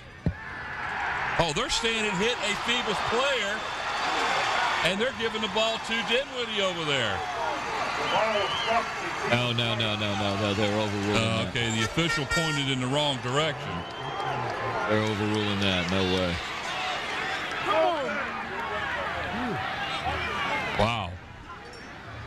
I thought it was kind of close to hitting the Phoebus player on the bounce, but the official on the sideline over there automatically, as soon as it was picked up by one of the generals, pointed in the direction of Dinwiddie. So the Phantoms will keep the ball here, 1st and 10, as they have the ball. Hard to tell. Looks like just shy of the 25-yard line. Yep. Second series of downs here in the third quarter. Tyree Lee up the middle is stopped right at the line of scrimmage and forced straight back. No gain on the play. I hate to keep saying it, but once again, that Dinwiddie defensive line is really clogging up things. Watch them. They're just busting into the – look at them. Look at all of the blue jerseys in there. They're clogging everything up. And once again, it's number 60, Denny Vaughn, who's right there in the middle of it. The Phantoms need to spread out the offense a bit to try to get that defense spread away from the center of the field. Second down and just under 10. Tyree Lee again to the right side. He's still going. He's not down, but they're going to call him down outside the 30. Tyree Lee never wants to stop, does he? See if he actually touched his knee down. Well, it's a quick pitch to Tyree Lee. They're trying to help him get outside that corner. Yeah, his butt hit the ground. So third down and a long 2 here for the Phantoms. Need to get the ball near the 35-yard line for a first down. Lee again to the near side. He's going to be shy about a yard. Don't think he got enough for the first down there, guys. Prior to this run, Tyree Lee had 20 carries at 104 yards. Like they're going to call timeout to do a measurement here. Let's see if they mark it in the right spot. See. There's Tyree Lee, and he's down right. Yeah, in fact, they probably about right on the nose there. It's going to be a little shy, but that's close. He's about 2 inches short. Ooh. Look at that. That's 6 inches, so if the center just gets over the ball and when he puts his hand on it, just twist it around the other way, he'll have a first down. So that's going to be 4th down and about 3 or 4 inches, and it looks like the offense is staying out on the field for the Phantoms. Big call right here. We saw that last week, didn't we? With the opposite team. But you know, I don't have a problem with this call at all. When you got the players that Phoebus has got, you got a Tyree Lee back there, and you can't get 6 inches. That can get 6 inches right up the middle. And look for Roby to go up the middle with the ball here. Got him. And he's going to pick up a bunch of yards. Yeah. He will get all the way outside the 40 to about the 43. Nice run by Jordan Roby. That's the way you do it. Watch this. Roby just takes, all he's looking for is 6 inches. He goes, whoa, look, daylight. Hello.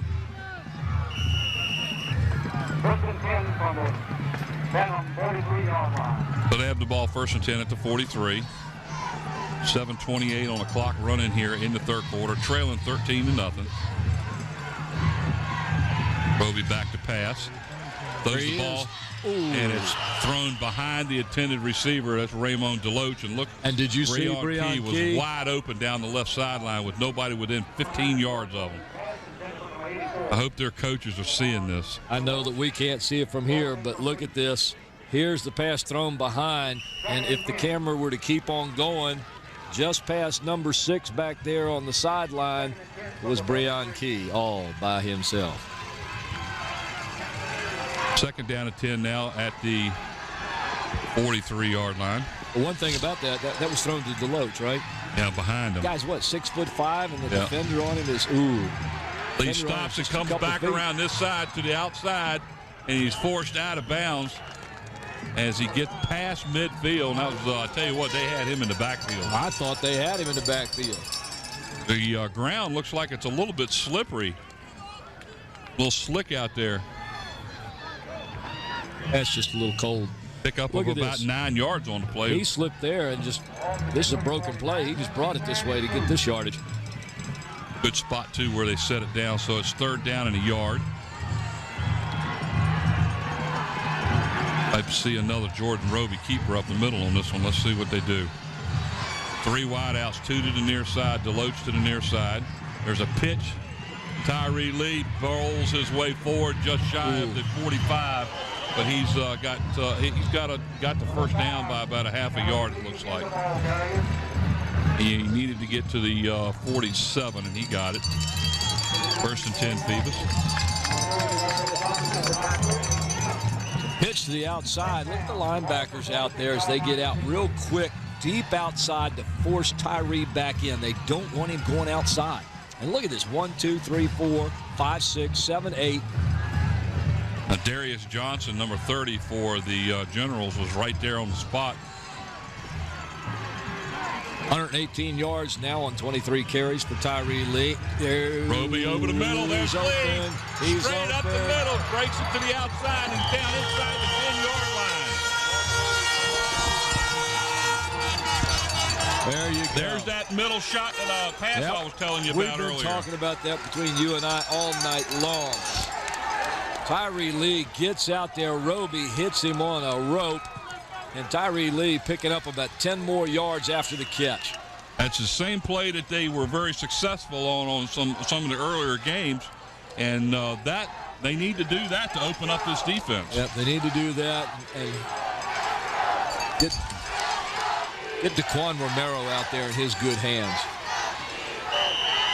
That Arnold on the carry, he slips and falls down as he doesn't get back to the line of scrimmage. It'll be 2nd down and goal now near the 10-yard line. You know, Frank Edgar and Brent have been saying all game, you know, nobody's thrown to Deloach until just a few minutes ago, and he's, you know, I mentioned it a second, he's 6'4". The cornerback is probably about 5'8", 5'9", 5'10". And Romero's been playing defense the entire game for the most part. He's in there as a wide receiver right now. Yeah, he's split wide to the left. In the I formation. Roby hands the ball off to the fullback up the middle. I believe that's 44, Kenny Johnson. As he gets down near the 5, I believe they'll mark him at about the 6. So that'll be 3rd and goal from the 6. I think we're at 4-down territory here. Was that Kenny Johnson? That was number 25. Okay, that was Lyles. Yeah. Justin Lyles. 3rd and goal now at the 6-yard line.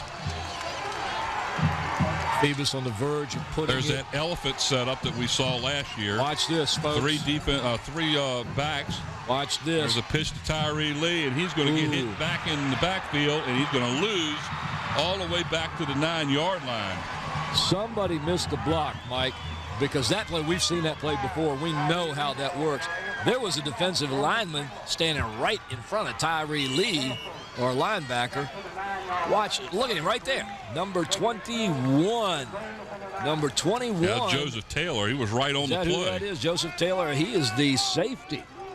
So on a blitz, he comes up there and foils that as Mr. Henderson comes in to attempt the field goal. From looks like the 26-yard field goal attempt by Anderson. Snap, the kick is up, and it looks like it's wide left as he shanked it. Yep.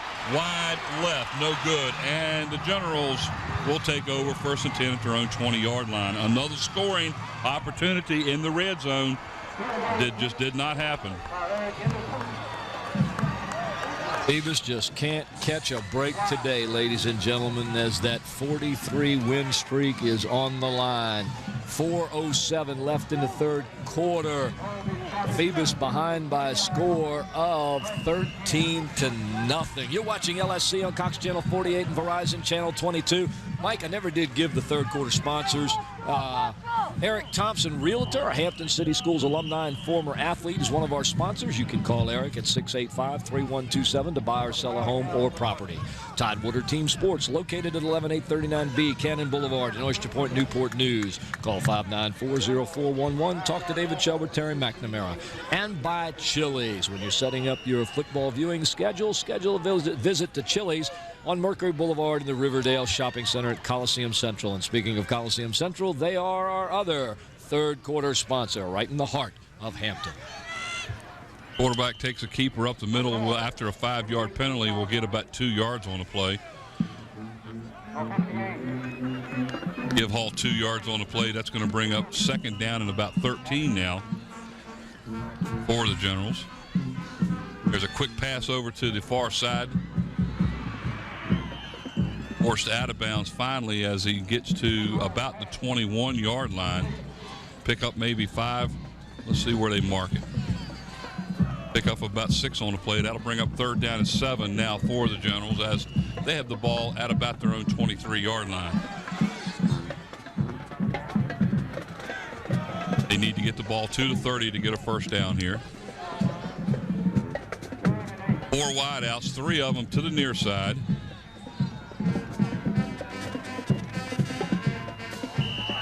And the wide receiver over here, number 1, jumped before the snap, and he knew that he was going to get called for. Now you can see his head just popped back like, oh, man. Well, while they have that penalty, the Phantoms are able to make some defensive adjustments here. So the 5-yard penalty now will make it 3rd down and about 13, looks like, about 3rd and 13. Kind of hard to see, from our vantage point here. The yard markers on the field, folks, are probably not more than about 2 foot size-wise. You can't hardly see them. We have to judge where the ball is on this field. The 3rd down and long. Ball back to pass. Ball was thrown well short of the intended receiver, number 80 on the play. That was Hawkins. And there is another flag down in the backfield. Had about 5 receivers out that time, and each one of them had a defender from Phoebus right on them. Holding against Phoebus. Oh, my goodness. Chris Hall's got plenty of time. Even though the receiver looked like he was open there for a second, the pass came in low, and ball was thrown to this side of the field. It's still going to be 4th down, but it's a whole lot shorter. Instead of 4th down and 13, it should be 4th down, isn't it? Is it 3rd down? 3rd down. Okay, I'm sorry. Down. 3rd down and 3 instead of 3rd down and 13. That penalty didn't help none. There's 3. He's going to get a first down and a whole lot more as he's outside the 40-yard line near the 42.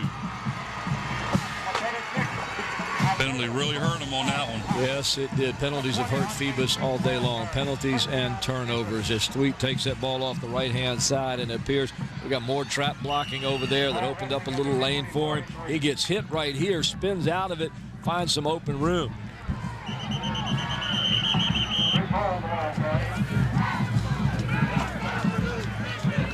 That time, Chris Hall going nowhere on the play as he's just shoved right back into the backfield. Picks up about a yard on the play. It'll be 2nd down now, 9. The ball is just shy of the 44.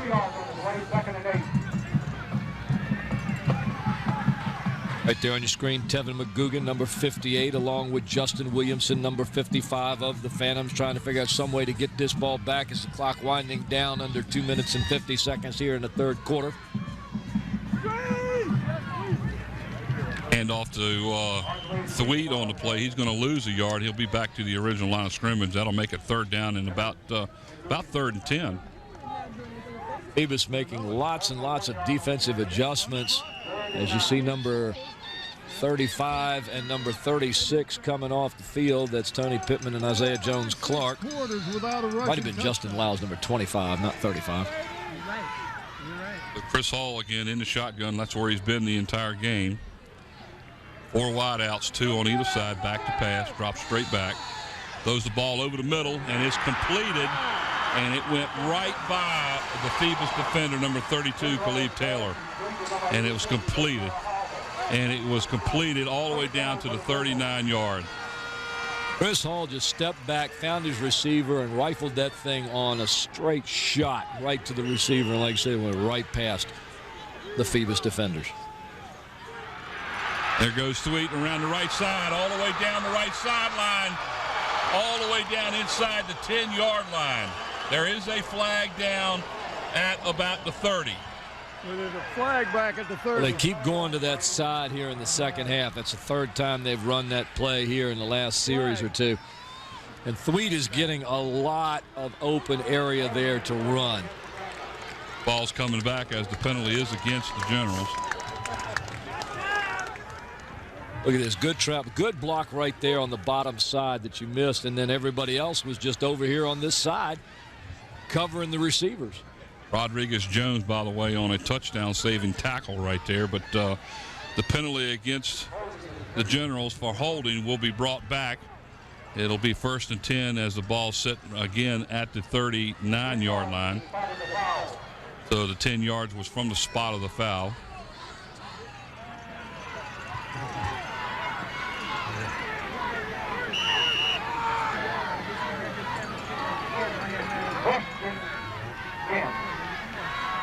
All in the shotgun, and he will take it himself around the right end. He will pick up about 4. Like he gets down to about the, looks like the 37, so give him 3 on the play. I guess Hall decided that he's tried the middle so many times and not gotten anything that since Thweet was having some luck over on the right side, he'd take it. Here's Thweet to the left side, up the middle. All the way down inside the 25 to about the 21-yard line, and Dinwiddie just moving the ball at will right now. Yeah, right now, Mike, Phoebus is not looking like Phoebus. Bob mentioned earlier about the passion, and you can see they look dejected to me. Well, they've had the ball inside the red zone 3 times today and come up with nothing. So that's hurt them too. Hall on a keeper over the right side. Not much there, maybe a yard down near the 20.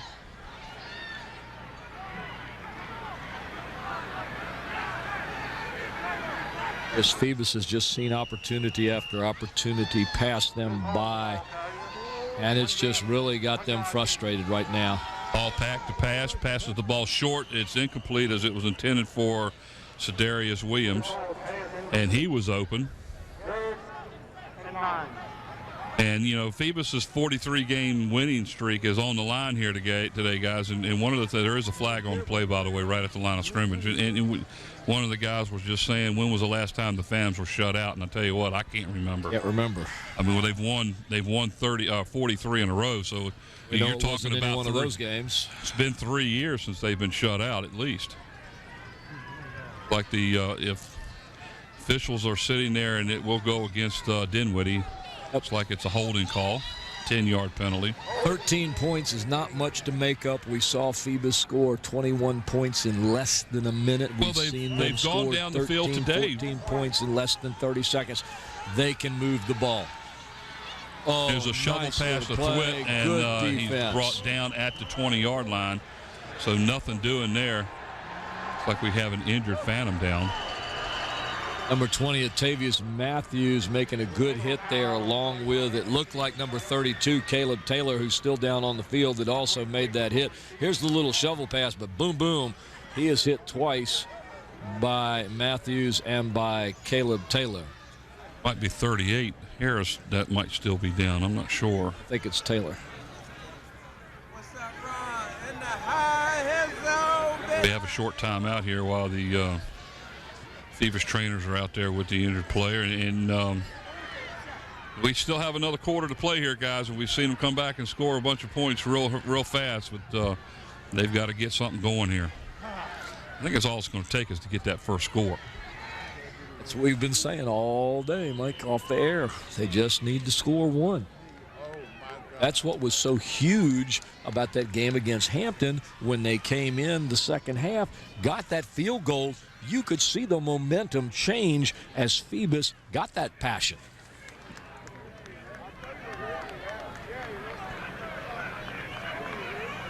I don't know what that says. I don't know what that says. On the ground is number 32, Caleb Taylor.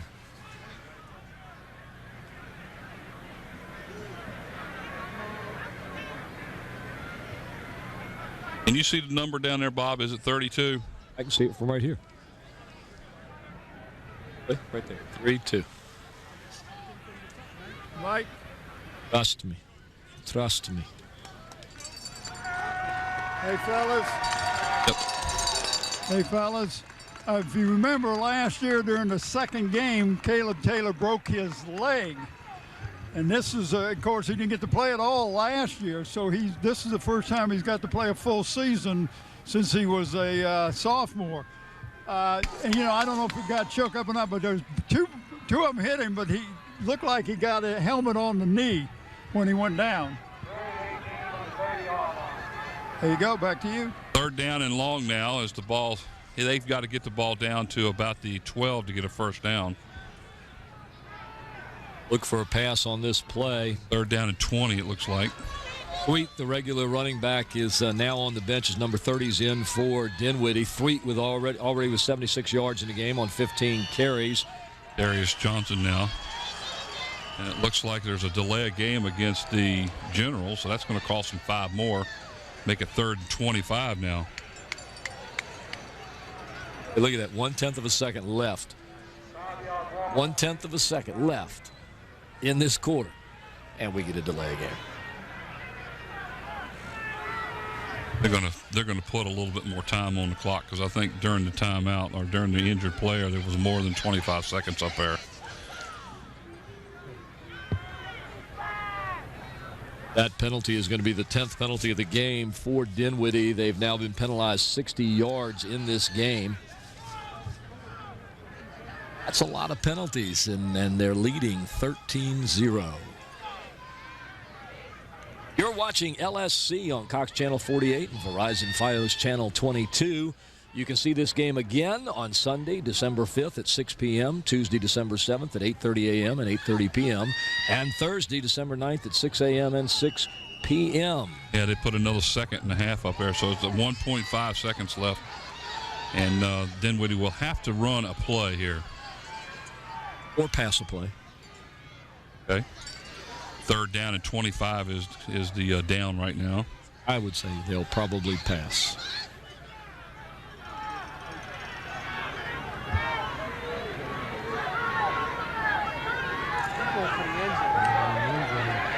The screen pass is overthrown. The intended receiver, and now there's another flag, and I bet you they're going to call another hold against Phoebus. Right where they would, that's where that last play hold. went. That's right. Might be right. He's pointing toward Phoebus. No, they got an illegal receiver. Ineligible downfield. On a screen play, so that's usually where that happens, and that'll cost them because even though it's the end of the third quarter, they should have a. I know everybody knows this, but screenplays are usually set up on a count basis. The line counts 1, 2, 3, 4, boom, and they release to go. And somebody who just took off before they were supposed to. Yeah, it was declined. So that'll bring up a 4th down. Should be the end of the quarter, too, now that they declined it, and that's right. So we're at the end of the 3rd quarter of play here at Dinwiddie High School. The score remains the same. Dinwiddie 13, Phoebus nothing. As we get set for the 4th quarter of play. Channel 48 and Channel 22, Cox and Verizon. The sponsors for the 4th quarter of this game, ladies and gentlemen, include Coliseum Central, located right in the heart of Hampton Roads between Armistead Avenue and Interstate 64. You can take care of all your shopping, dining, entertainment, medical, and business needs right here with more than 700 friendly businesses who wait to serve you in one compact and convenient location. You'll find your favorite national chains as well as unique family-owned stores and service businesses. Coliseum Central, get center. And by Chili's. When you're setting up your football viewing schedule, Chili's wants to remind you to pepper in some fun. Schedule a visit to Chili's for a winning combination of food and fun. Chili's on Mercury Boulevard in the Riverdale Shopping Center at Coliseum Central. By Park Lawn Wood Funeral Home, located at 2551 North Armistead Avenue, the funeral director, Vernon Kruger. And by our longtime sponsor, Tidewater Team Sports, your one-stop sports headquarters for screen printing, embroidery, uniforms, and apparel, located at 11839B Cannon Boulevard in Oyster Point, Newport News. Simply call 594-0411. Talk to David Chubb or Terry McNamara. Ball goes back to pass on a 4th down and long, and it's almost intercepted by Tyree Lee. But actually, that will work out in Phoebus' benefit because the ball will be brought right back up here where it was snapped, and the Phantoms will take over 1st and 10 at their own 35-yard line.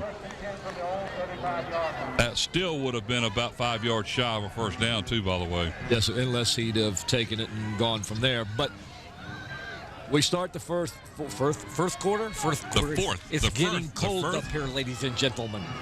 Starting the 4th quarter. Everything now is critical for the Phoebus Phantoms. All right, as we start the 4th quarter, the Phantoms will have the ball 1st and 10 at their own 35-yard line. 2 wide outs to the far side. Back to pass is Roby. Down the right sideline, it was intended for Breon Key and overthrown. Incomplete. 2nd down now and 10 for the Phantoms. You know, and as we watch that play, and you're looking at Ramon DeLoach on the screen as he was walking back there, I'm watching Ramon DeLoach, and he's got that 2 cornerbacks on him, or safeties, and he is just huge when it compares to those guys. I know Breon Key's got the speed, but look at DeLoach there. He's heads above these other guys. Hey, they got to get him loose and just toss him something down there. Of course, he's coming off the field right now. And in for him is number 83, Taquan Blakely. Roby back to pass over the middle. It was intended for Romero at the 45-yard line and just outside his reach. I tell you what, Mike, Romero did a good job of knocking that ball down because it was headed right for the Dinwiddie Generals defender right there. If he hadn't knocked that down, you'd have had another interception right there. Great job by Romero. DeLoach comes back in now for the Phantoms. 3rd down and 10. If the Phantoms have to rely on the passing game, we may have a problem. Well, we'll have to see how Dinwiddie defends against all of this. They're getting in and putting a lot of pressure on Roby. That's and he dropped the ball, guys. Looks like the Generals have it. Nope. No, they say no. Like Roby went back to pass it and just dropped the ball. About 3 times he's been sacked in this game today. Here you see him going back. Look at the pressure coming right side, left side, now right up the middle. Number 20 from Dinwiddie. See if I find out who that is. Number 20 is Andre Thweet, the linebacker. He's been all over the place today. Henderson now comes in to punt the ball away.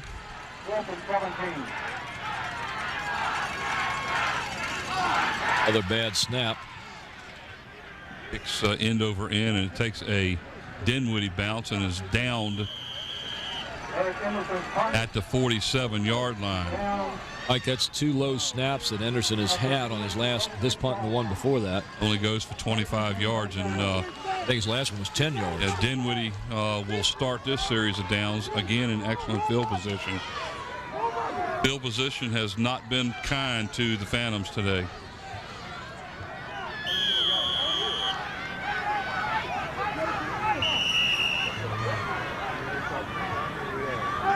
Like we're going to get a timeout called by the Phoebus Phantoms here with 10:48 left in this game at Dinwiddie High School in Dinwiddie County, Virginia. As you see number 7, Daquan Romero on your screen as he huddles up with the Phoebus Phantoms, who find themselves in a position they haven't been in all year long. In fact, they haven't been in this position, I think, in about 43 games. They are down 13-0.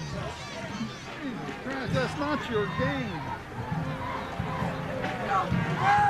The 1st and 10 for the Generals will have the ball after the timeout called by the Phantoms. Their first of the second half. They still have 2 remaining. Mike, out here tonight, freezing along with us. We've had a good crew on cameras. Wube Grabe, Susan Bowers, Ron Baton, Steve Fryer. Graphics and animation, Andy Foley. Gene Wheeler with slow motion, instant replay. Renee Camden, the control operator. Don Scharouse, the engineer. And Scotty Bowers, our producer. Also got Ron Baton down there on the sidewalk. I forgot we had Ron. They brought him out of retirement. Brought him back. Gain of a couple yards just shy of the 50 to about the 49-yard line. 2nd down and 8 now for the Generals. Providing us with all our stats tonight, Brent Musgrove along with Frank Edgar. DeWeat this time to the far side. Breaks 1 tackle, picks up about 3 yards on the play, down to about the Phantoms' 48-yard line. It'll be 3rd down and long 5 now for the Phantoms and for the Generals. And another key defensive play coming right here.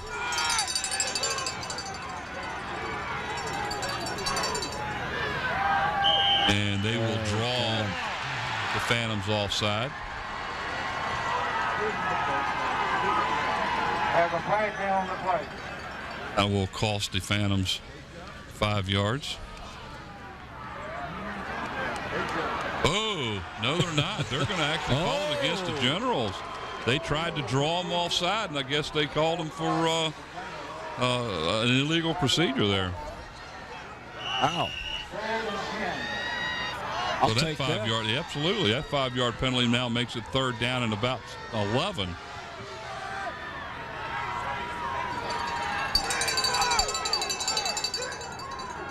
There you see number 17, the quarterback Chris Hall. He'll be going to Virginia Tech.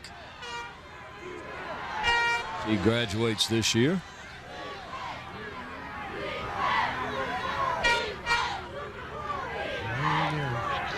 Ball on a keeper to the left side, to the right side, up the middle. He fumbled the ball, and I believe the Phantoms have picked it up. Yes, they have. Here's the break we were looking for, guys. Get him a block. Get him a block. Come on. Get him a block. Get him a block.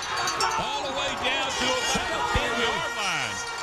And there is a flag back down the field. And they're pointing toward Phoebus. They're pointing toward Phoebus.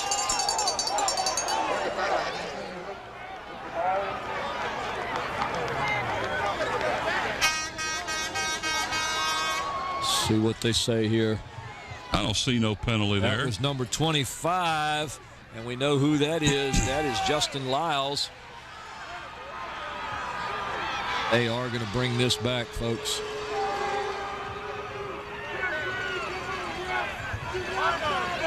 Well, at least it should be a turnover, and the Phantoms should still keep the ball, right? Not sure what they're going to call here. Looks like it's after the fumble. Holding. Holding. White on the recovery. 1st down. So the Phantoms will take the ball 1st and 10 at their own 47-yard line. 9:11 to go here in the 4th quarter, trailing 13-0. That was the break they needed, but they had a 1st and goal down inside the 10-yard line, and it get brought back all the way to their own 47. Roby now drops back to pass. Down the right side. He's got him. He's got him in the end zone. Touchdown, Phoebus. Now let's see if there's any flags. I see no flags on the play. I'm looking. Roby on a 53 3-yard scoring strike, and there goes a flag now. Excessive celebration. I guarantee you'll be called against the Phantoms. Roby was looking at him all the time, and he gets a little bit of separation. Breon Key goes out, fights for that ball, brings it down. You're not going to catch him. So let's see what the call is. Unsportsmanlike against the Phantoms after the touchdown, so they'll move the extra point back a bit, 15 yards. So instead of the easy extra point attempt, it's going to end up being a long one.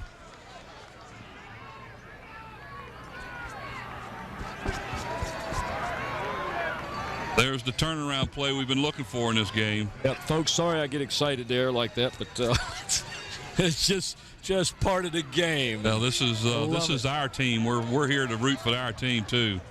Here we go. Oh, they're going to actually allow them to kick the extra point at the regular spot here, and they'll penalize them on the kickoff. So they'll have to kick off on their own 25. So Henderson will try to cut the lead to 6 here. Snap's good. Kick is up. It's long enough. Looks good from here, and it's good. So with 9 minutes exactly left here in the game, the Phantoms back in it now. They trail 13-7. I'm breathing a little easier right now. Well, the game's not over with yet, folks. No, we still got to get going, but maybe that'll strike an arc on them. Maybe the Phantoms will now start to play up to their ability. Bob, you can hear the seeing fans the same out thing there down there, right? I don't know if Bob can hear us with all the noise we're getting from the crowd. That series, that drive, one play, 53 yards, 11 seconds, the pass from Roby to Key, and they finally exploited that area over there and got the pass in. Well, watch the replay here, and look at the great job that Breon Key did actually getting to the ball. Yeah, look at the hands. Look at it. Look at the control as he had to bounce it around. But you know what kind of made this play? That time, Dinwiddie's defense didn't have a chance at Roby. That offensive line stood up and said, not today, folks. You're not coming back here. You're not getting our quarterback. And they kept him out. And Roby had the time to look, to pass. Breon Key, just like you said, fought for that ball, got it, and took it in. Hey, guys. Roby now 4 for 11, 108 I'm yards. standing behind the quarterback here when he threw that ball, and he went up to get it. Looked like he was going up for a rebound. What a great catch. Maybe this will be the turnaround we need, even though they have to kick from the 25-yard line. Well, let's see what kind of kick we can get out of Henderson on this one. Whoa. Nice kick all the way down to the 20-yard line. Boom! That's what we're looking for. Maybe this team is Phoebus woke up. is fired up. Return to 10 yards back to the 30 as the Generals will Harris take over 1st and 10 at their own 30-yard line. Wow. He got the kick up, Mike. He got a good kick and looked right from the middle. Wham! Here it comes. Boom. Boom. The fans of Phoebus are fired up. The players along the sidelines are fired up. Phoebus knows they can do it now. And off the tweet, nothing there. He gets back to the line of scrimmage, and that's it. Look at the players on the field. Look at them. They're saying you're going to have a battle here if you think you're going to be able to knock off us from that 43-game good lateral streak pursuit. Here. No gain on the play. 2nd down and 10 at the 30-yard line. Yeah, even the crowd's gotten into this one. Ball back to pass to the far side. It's completed over there to number 12 on the play. Trey Gardner. He will get outside the 35, and he will be tackled at about the 36. 4 yards shy of the first down. 3rd down and 4 now. Defense holds him right here, and we got a different ball game.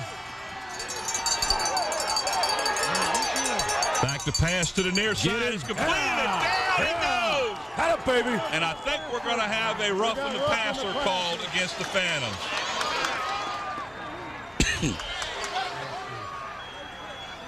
It's a face mask against. How you got a face mask back there on the quarterback? I don't know. Let's see. I didn't see it anywhere, but see if the quarterback's head gets jerked. Oh, his hand went right up into his face mask. Yeah, he did. Unfortunately, I don't think he was grabbing for the face mask. I think he was going up to block the pass, and his hand just went and hit his helmet. I think that's what it was. I really don't think it was a face mask per se. Yeah, very inadvertent. I think it was just a hand up in the air to block the pass, and boom.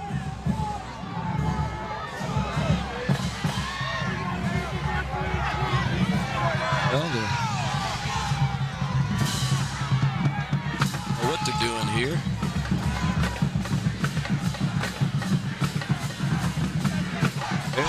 They're telling him to reset the clock because the clock kept running. The clock is still running. That stopped. There you can see the play again and again. The Phoebus defender was going in and putting his hands up to try and block the pass, and his forward momentum just took him into the quarterback. To me, it just looked like his hand hit his helmet, popped the helmet. And it might have been. Well, either way, that's a 15-yard penalty. Unless they call it inadvertent, which would be 5. And I don't think that, that's all they called it. But that's going to be good for a first down for the Generals. So the inadvertent call, face mask call against the Phantoms right there gives the Generals a 1st and 10 at their own 41-yard line. 7:38, and there goes the clock running again.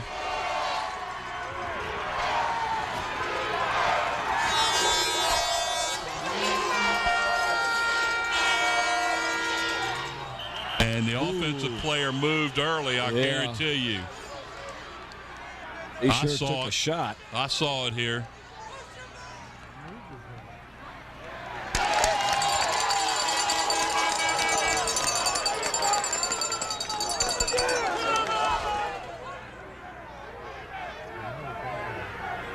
Watch the left side, blue.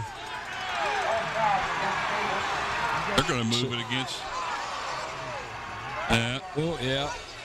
They moved it against. Center putting his head up, and it was Phoebus that went off. 5-yard penalty against the Phantoms makes it 1st and 5 now for the Generals. As they need to get the ball back here, they need to stop them. And again, the clock continues to run.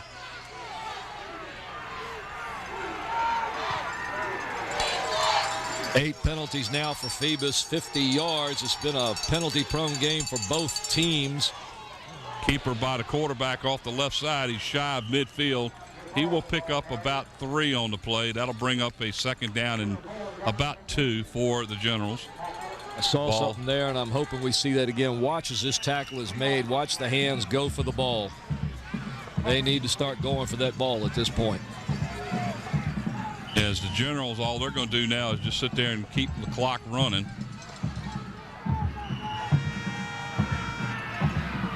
Have an official timeout here. What is that for? Got a player over there on the other side of Phantoms. Got a time. Looks like he's tying his shoe. You can see it here on the screen.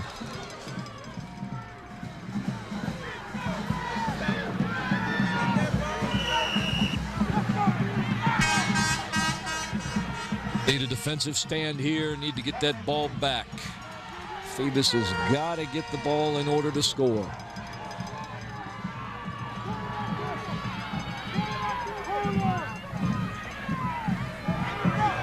Hand off to number 82, and down he goes. He's going to lose about a yard.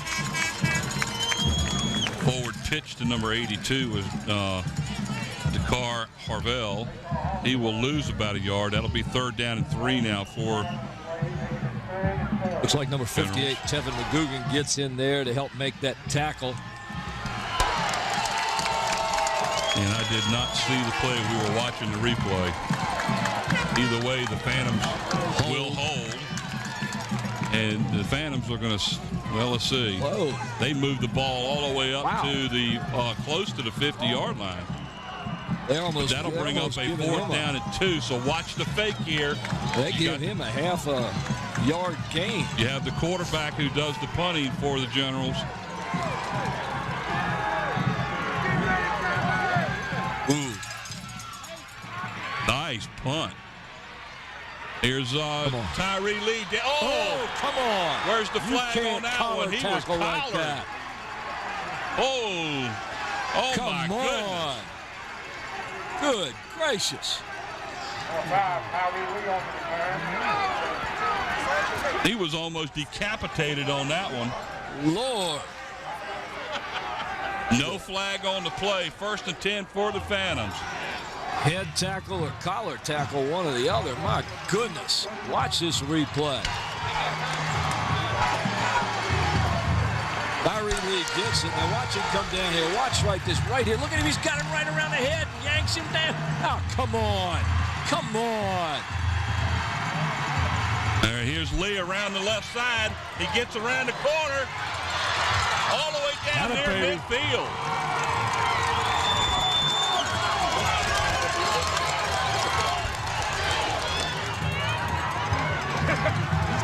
Yards on the carry by Lee down to the 48-yard line as the clock continues to run as we're down to 5 minutes, 5 seconds to go here. Folks, it's getting exciting. Don't go anywhere.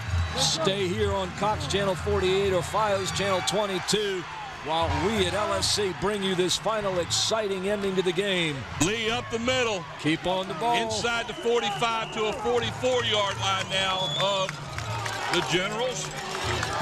Gain of about 7 on the play. About 139 yards on 26 carries now for Tyree Lee as you see him take the ball. Get that hand covering up. There you go. Cover it up. Drive, drive, drive. This is Phoebus football. Here's Lee again to the left side. Come on, get out there. Pick up about a yard or 2 on the play. He will be about a yard shy of the first down. Number 21 for Dinwiddie. That appears to be Joseph Taylor, the strong safety, with a blitz there. Gets in and wraps up Tyree around his ankles. Actually, I didn't wrap him up. He grabs his ankles to slow him down and get him down. 3rd down and 1 now. It looks like there's a timeout called. Officials call timeout for a problem with a helmet.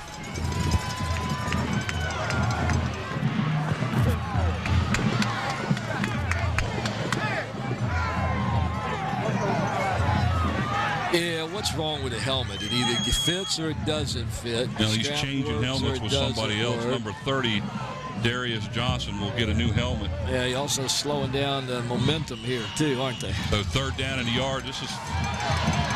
Yeah, kind of like going out and talk to your pitcher all of a sudden. Deloach now will line up to the near side.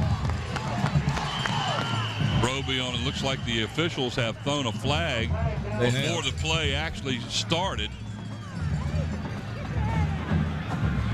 Looks like it's going to be against Phoebus. What? Illegal procedure? Where? Who? Illegal procedure.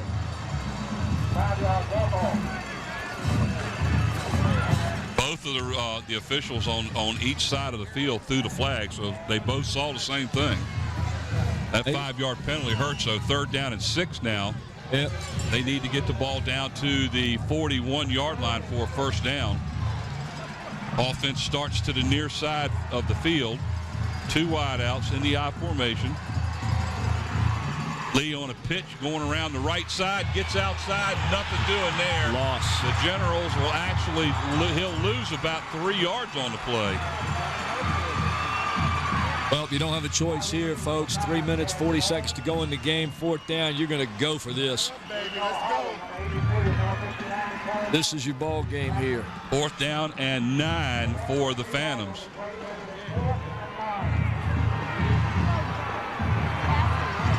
Keep your eye on number 7, Daquan Romero, as he's going into the game along with Breon Key, and number 9, Jordan Roby, goes to talk to them.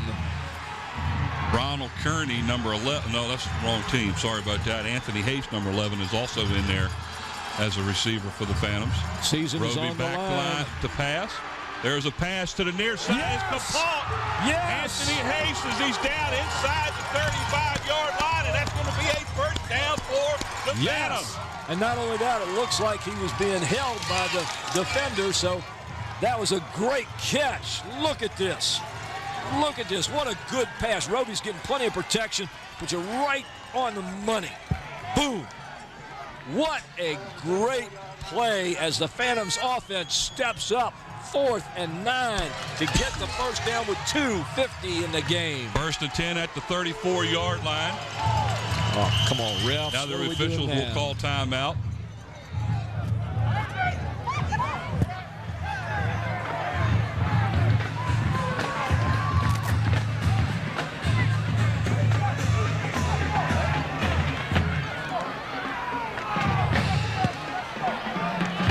Oh, something about the clock. Add another minute or two to it.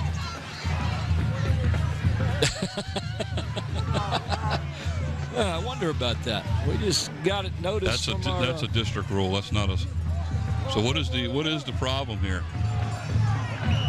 Well, they put Clock some is more set time. at 2:56. They put some more time on there. A few more seconds. Roby under center, hands the ball to Tyree Lee. Breaks a tackle. He's going to lose about a yard on the play back to the 35, and they don't have a lot of time to play here, guys.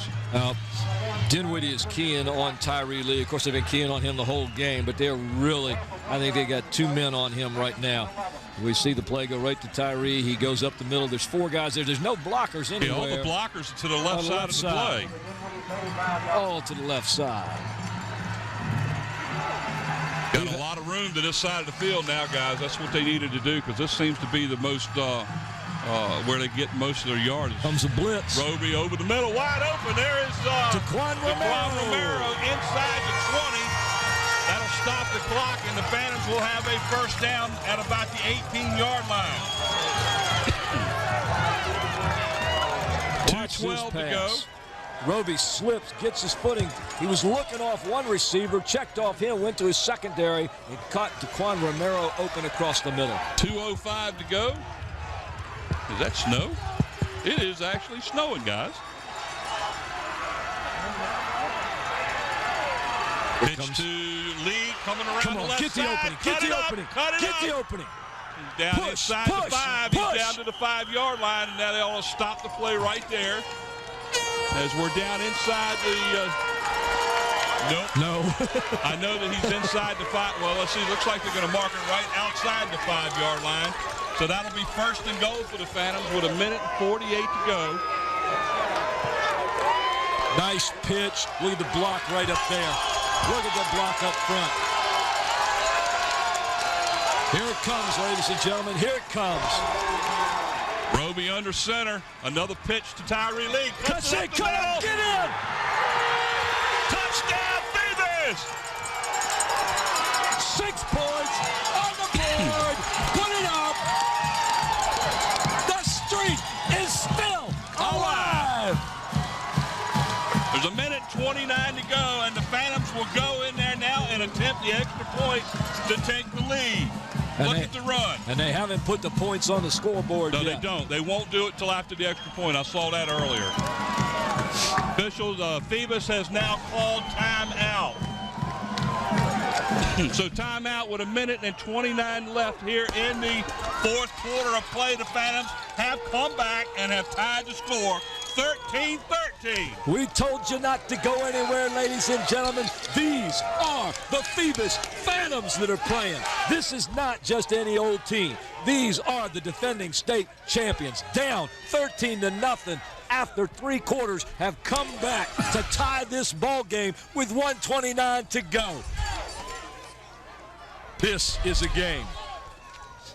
The scoring drive, 9 plays, 70 yards, 3 minutes, 41 seconds, and Tyree Lee, 5-yard touchdown. Go ahead down there, Bob. Hey, fellas. Hey, can you tell the difference in the way they're playing? They're playing with the fire that the Phoebus Phantoms have shown all year long.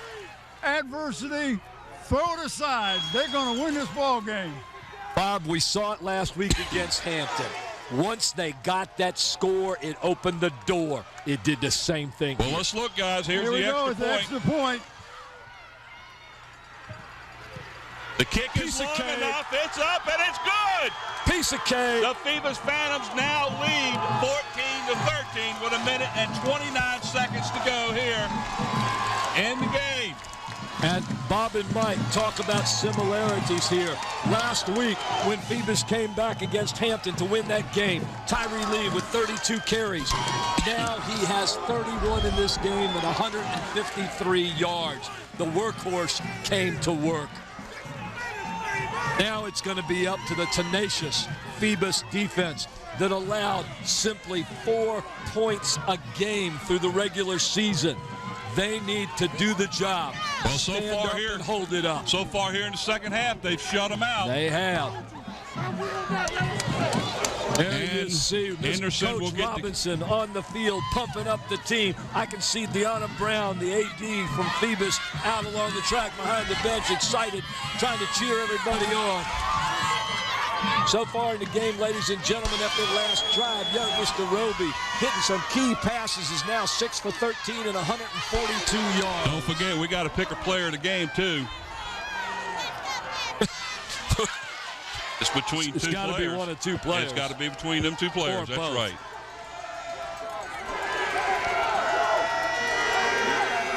So Henderson will set it up now. He'll kick it off from the 40. A minute 29 to go here in the regulation time, and the Phoebus Phantoms have taken the lead 14-13. Let's see, if kicking the ball off and putting it in the end zone would be really nice right here. Yes, it would.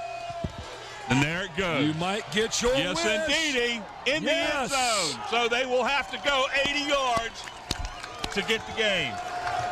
Ladies and gentlemen, you're watching LSC on December the 4th, 2010, as we bring you the semifinal Division V game as you watch the replay of this kick that puts into the end zone.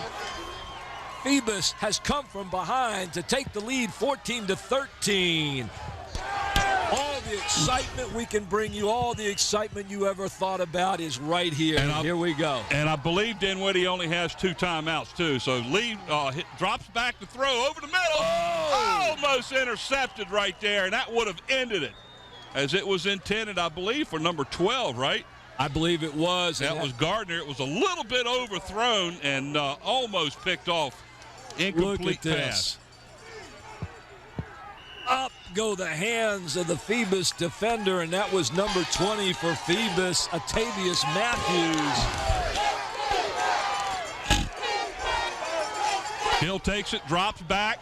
Looking for him to outside. the near side, and actually the receiver just didn't even try to go after the ball. That was number 80. That was the intended receiver that time, and that was for Darius Hawkins, incomplete. And young Mr. 18. Chris Hall, who is a pretty daggone good quarterback, 11 for 21, 101 yards. Usually he gets 163 per game passing. Third down and 10 at the 20. Hall back to pass again. Over the middle, wide open. All the way to the 40-yard line is number 12 on the play, and that is Trey Gardner. The clock will stop while they move the chains. They have a 1st and 10. That was a 20-yard pickup. Gardner was a secondary receiver. Hall was looking over to the near side here, couldn't find anybody. Found Gardner over the middle. He's going for him again. Almost intercepted by number 20 on that play. Incomplete pass brings up 2nd down and 10 now for the Generals. A minute and 5 to go. Gardner looked a little confused on that one, Mike. He went out there, and by the time he turned around, the ball was already over his head.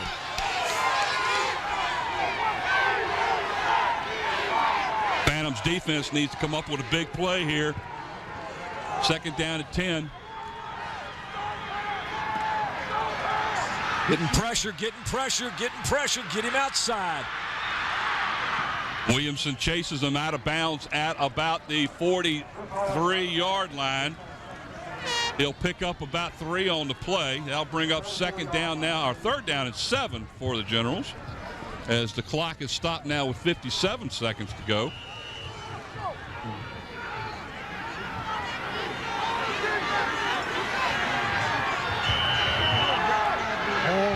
What we got here? We have a timeout now that's being called by the Generals. Yep. That's their 2nd. That should only leave them with 1 remaining. They don't have that up on the scoreboard, but I know that's the 2nd timeout that they've taken in this half. Oh, my goodness. Is that Bill D? With his back turned to us. Yep, sure is. Bill D., the ex-coach for the Phoebus Phantoms, down here on the field, watching as Phoebus has come back from a 13-0 deficit to lead this game 14-13 with 57.2 seconds left in the game. Third down facing the Dinwiddie Generals. What a game this has been as the little teeny tiny snowflakes fall around us while we freeze. It's definitely gotten cold up here. But I'll tell you what, it's hot down on the field. Ask Bob if he's hot down on that field. All right, here we go, guys. Third down and about 7 now. They need to get the ball to midfield for the first down. Ball back to pass. Get him! Get him! Being flushed out of the pocket. Go get him. There's a pass over the middle, wide open. Is Gardner, number 12, as he's tackled at the 40, almost the 41-yard line. That's going to be good for There's a all first sorts down. of flags. 2 or 3 flags just flew. And a whole lot of flags came down on that play. Let's see. It looks like it might. The Phoebus Phantom players are pointing towards the Generals. Well, I don't know how Chris Hall got out of that mess he was in back there, because Phoebus had the pressure on him, and he did a great job of getting out of there. Let's see if we can see what happened here after the pass here. He can't find anybody open. They've got good coverage, and I thought right the dead there ball they were foul. going to get it. Personal foul against Dinwiddie. Let's see what happens towards the end. Hopefully that'll take them back. That'll be a 15-yard penalty from the spot of the foul, which was the completed pass. But we're down to 46 seconds to go.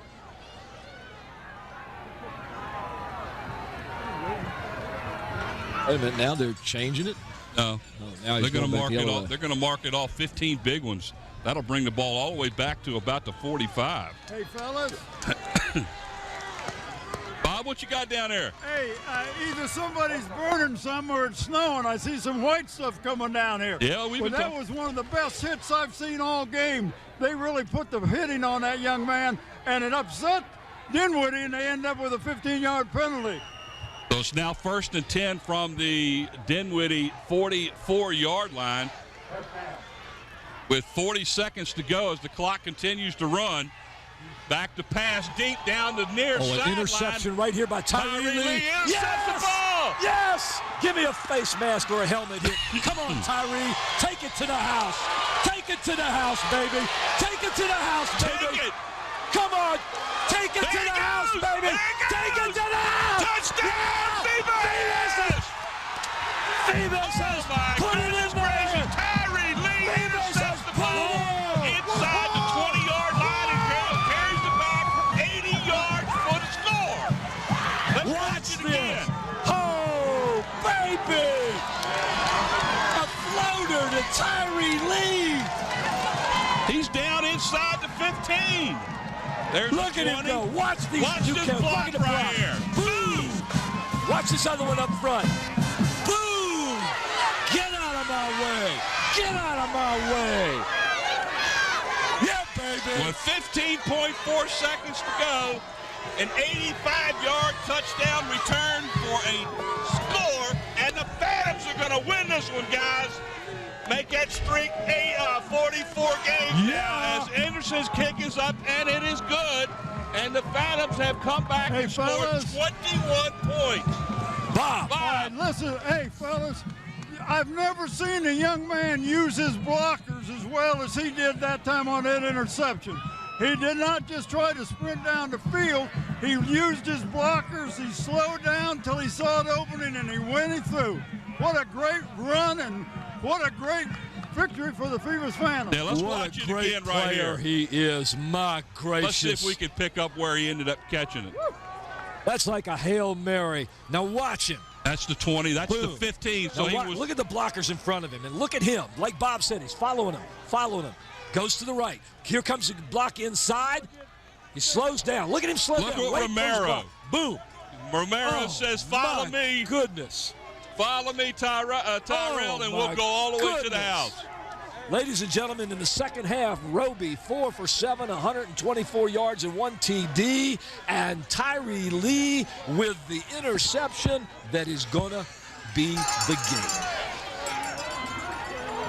There's the principal of Phoebus High School, Mr. Robert Johnson. Look at the smile on his face. Yeah, about 15 minutes ago. Now, there weren't too many people around here smiling, folks.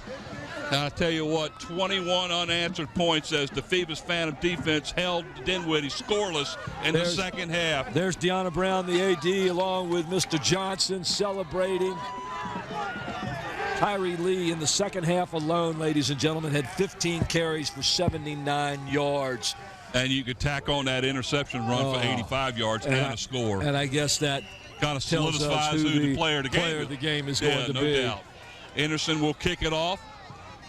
And this one will be short of the goal line, and it will be at the 9. And down he goes at about the 32, so the Generals will take over first and 10 at their own 33-yard line with 7 seconds to go. Woo! And the Phoebus Phantoms will win this game, folks. That'll be number 44 in a row. And they will play for the Division V state title game next week. And Mike, with 7.1 seconds left in this game for one play, we do need to announce, and we do it together, the player of the game is Tyree Lee. No doubt. Didn't even have to talk about it. Oh, my gracious. Ball goes back to pass the ball. It is completed. It's just a matter of tackling them to end the game, and there it is. As the clock has run to double zeros, the final score here at Dinwiddie High School, the Phoebus Phantoms, on a miraculous comeback, trailing 13-0, will win this game by a score of 21-13. Outstanding fourth quarter by the Phoebus Phantoms. Oh my gosh. We are very fortunate, and I'm having a hard time talking because I just yelled this whole game. We were very fortunate to be able to be at this game and call this game, Mike. We saw a fantastic game. And right now, Bob Hintz is down on the field. He's trying to get somebody to talk to, and as soon as he's ready, we'll send it down to Bob now. Go ahead, Bob. Hey, fellas, I got Dimitri here. Dimitri, one of the assistant coaches. What do you think about what they did at the end?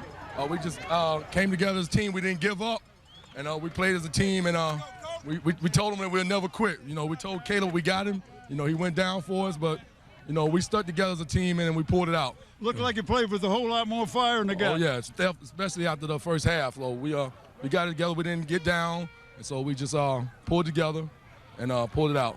Well, congratulations. Yeah, thanks. Good enough. I'm going to get the coach. All right, guys, we'll go back up to you. I'm going to get the coach when he comes back. All right, when you get him, you let us know, Bob. Ladies and gentlemen, today you've been watching LSC on Cox Channel 48, Verizon Fios 22, as we brought you the semifinal state championship game from Dinwiddie High School in Dinwiddie, Virginia. And Mike, who won this game? What a game. Who won this game? The Phoebus Phantoms won this game. The Phoebus Phantoms, the streak continues. 44 in a row, guys. And I tell you what, they now get to go and defend their state title and look for 3 in a row. And you know who they're probably going to play? Probably Stonebridge. Probably. We'll have to see how Stonebridge. They played Osborne? Yes, they played Osborne. They had a 3:30 game. Let's talk about Dinwiddie, guys. What a job that they did today. They impressed me a lot today. When we came out here, we looked at the size of the two teams, and it looked to me as though the Phantoms were, just altogether bigger. But I'll tell you what, their offensive and defensive lines for 3 quarters did an outstanding job against the Phantoms. And look at the Phantoms down in the end zone right now. They're gassed. Look, they are just, played again? They know they played a war today here at Dinwiddie. They played 2 games. That's right. One in the first half and third. One in the second half. Let's send it down to Bob with Coach Sexton. Appreciate it. Hey, kids, I got Coach Sexton here. Coach, but second half they seemed to play with a little more fire than they did the first half. But, I think, I don't know. I mean, first half, I felt like we played really good on defense, but we just kept, putting the defense in poor situations. 4 turnovers in the game, we shouldn't win. We got to eliminate that. That's 7 turnovers in 2 games, and I'm not happy about that. We don't turn. We left 17 points on the board in the first 3 quarters. Yeah. On the field. And, we can't do that.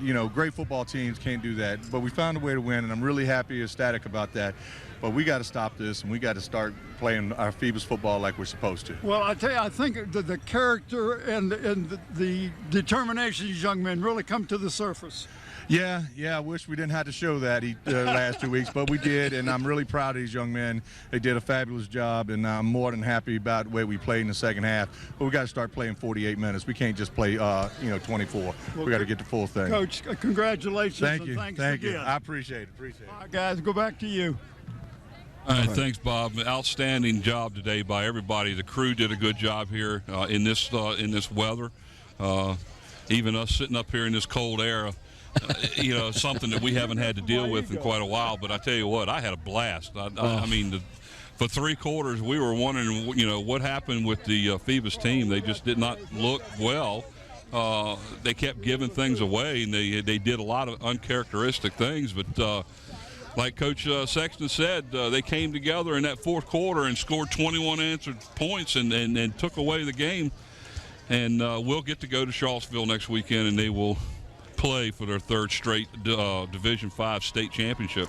And got to feel good about this team right now. They know how to win, and they've proven today that they can come back from a deficit and actually take it. Well, you heard Coach Sexton say they made the mistakes. They left 17 points out on the field. And, yeah, all of that is true. But the mark of a good team is that even when you have that type of adversity, you can come back from it and win. And Phoebus did that. Now, one thing that Coach Sexton didn't allude to was the fact that he and his staff made the adjustments at halftime. They studied. They knew what they had to do. They put that plan into action. The team did what they were supposed to do. And there goes that cannon again. Are you okay, Susan, over there? Susan's shaking again. That thing went off right as the drummers started playing. Give credit to the coaching staff of the Phoebus Phantoms for making the proper adjustments in order to put the team in a position to win. And boy, did this stadium empty fast. Oh, yes. Well, it began to empty when Phoebus took the lead. And by the time Tyree had intercepted the ball, this stadium was pretty much empty. And there we see some happy Phoebus fans who came up here to watch this game and thought for a while they were going to go home not being too happy. And now, very happy. Yeah, the final score again was the Phoebus Phantoms 21 and the Dinwiddie Generals 13. So that's 2 out of the last three years that the Phantoms have defeated Dinwiddie in state competition. 2 years ago, they beat them in the state title game at Virginia Tech, and tonight in the semis they took care of business 21-13. Paul, I believe this is probably before we do this, let me let people know. I know you saw this game today, Saturday, December 4th, 2010. You're watching it right now. If you want to see it again, and why wouldn't you? What a great game. Sunday, December 5th, we're going to show it at 6 p.m. Tuesday, December 7th, we're going to show it at 8:30 a.m. and 8:30 p.m. And Thursday, December 9th, we're going to see it 6 a.m. and 6 p.m. And here comes the interception again. And, folks, if you can't see it on TV, watch it on the Internet. Oh, I mean, there's just so many great things that happened in this game in the second half that you have to watch as we look at the player of the game, number 5, Tyree Lee, taking the ball all the way back as he follows the blockers, as he uses his head and his legs. Our player of the game, too, gentlemen, Tyree Lee. And what a season that young man has had this year. And look forward to seeing his extended career after he gets past the high school level here. So, again, here from Dinwiddie High School, the final score is the Phoebus Phantoms 21 and the Dinwiddie Generals 13. Ladies and gentlemen, you've been watching LSC December 4th, 2010 as we bring you the semifinals.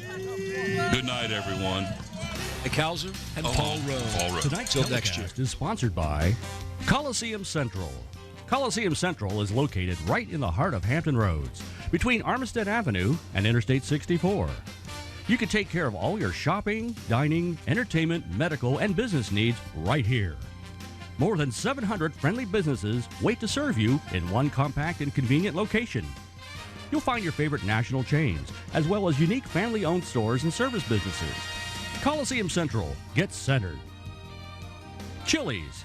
When you're setting up your football viewing schedule, Chili's wants to remind you to pepper in some fun and schedule a visit to Chili's for a winning combination of food and fun. Tidewater Team Sports, located at 11839B Cannon Boulevard in Oyster Point, Newport News. Tidewater Team Sports is your one-stop sports headquarters for screen printing, embroidery, uniforms, and apparel. Call 594-0411 and talk to David Chubb or Terry McNamara. And in part by Beach Hardware, located at 1951 East Pembroke Avenue in the Buckrow Shopping Center. Beach Hardware is your friendly, local hardware store with everything you need to maintain your home both inside and out. Eric Thompson Realtor. Contact Eric to buy or sell a home or property. Give Eric a call at 685-3127 or email him at eric@findhrhomes.com. Park Lawn Wood Funeral Home, located at 2551 North Armistead Avenue. Funeral director is Vernon Kruger.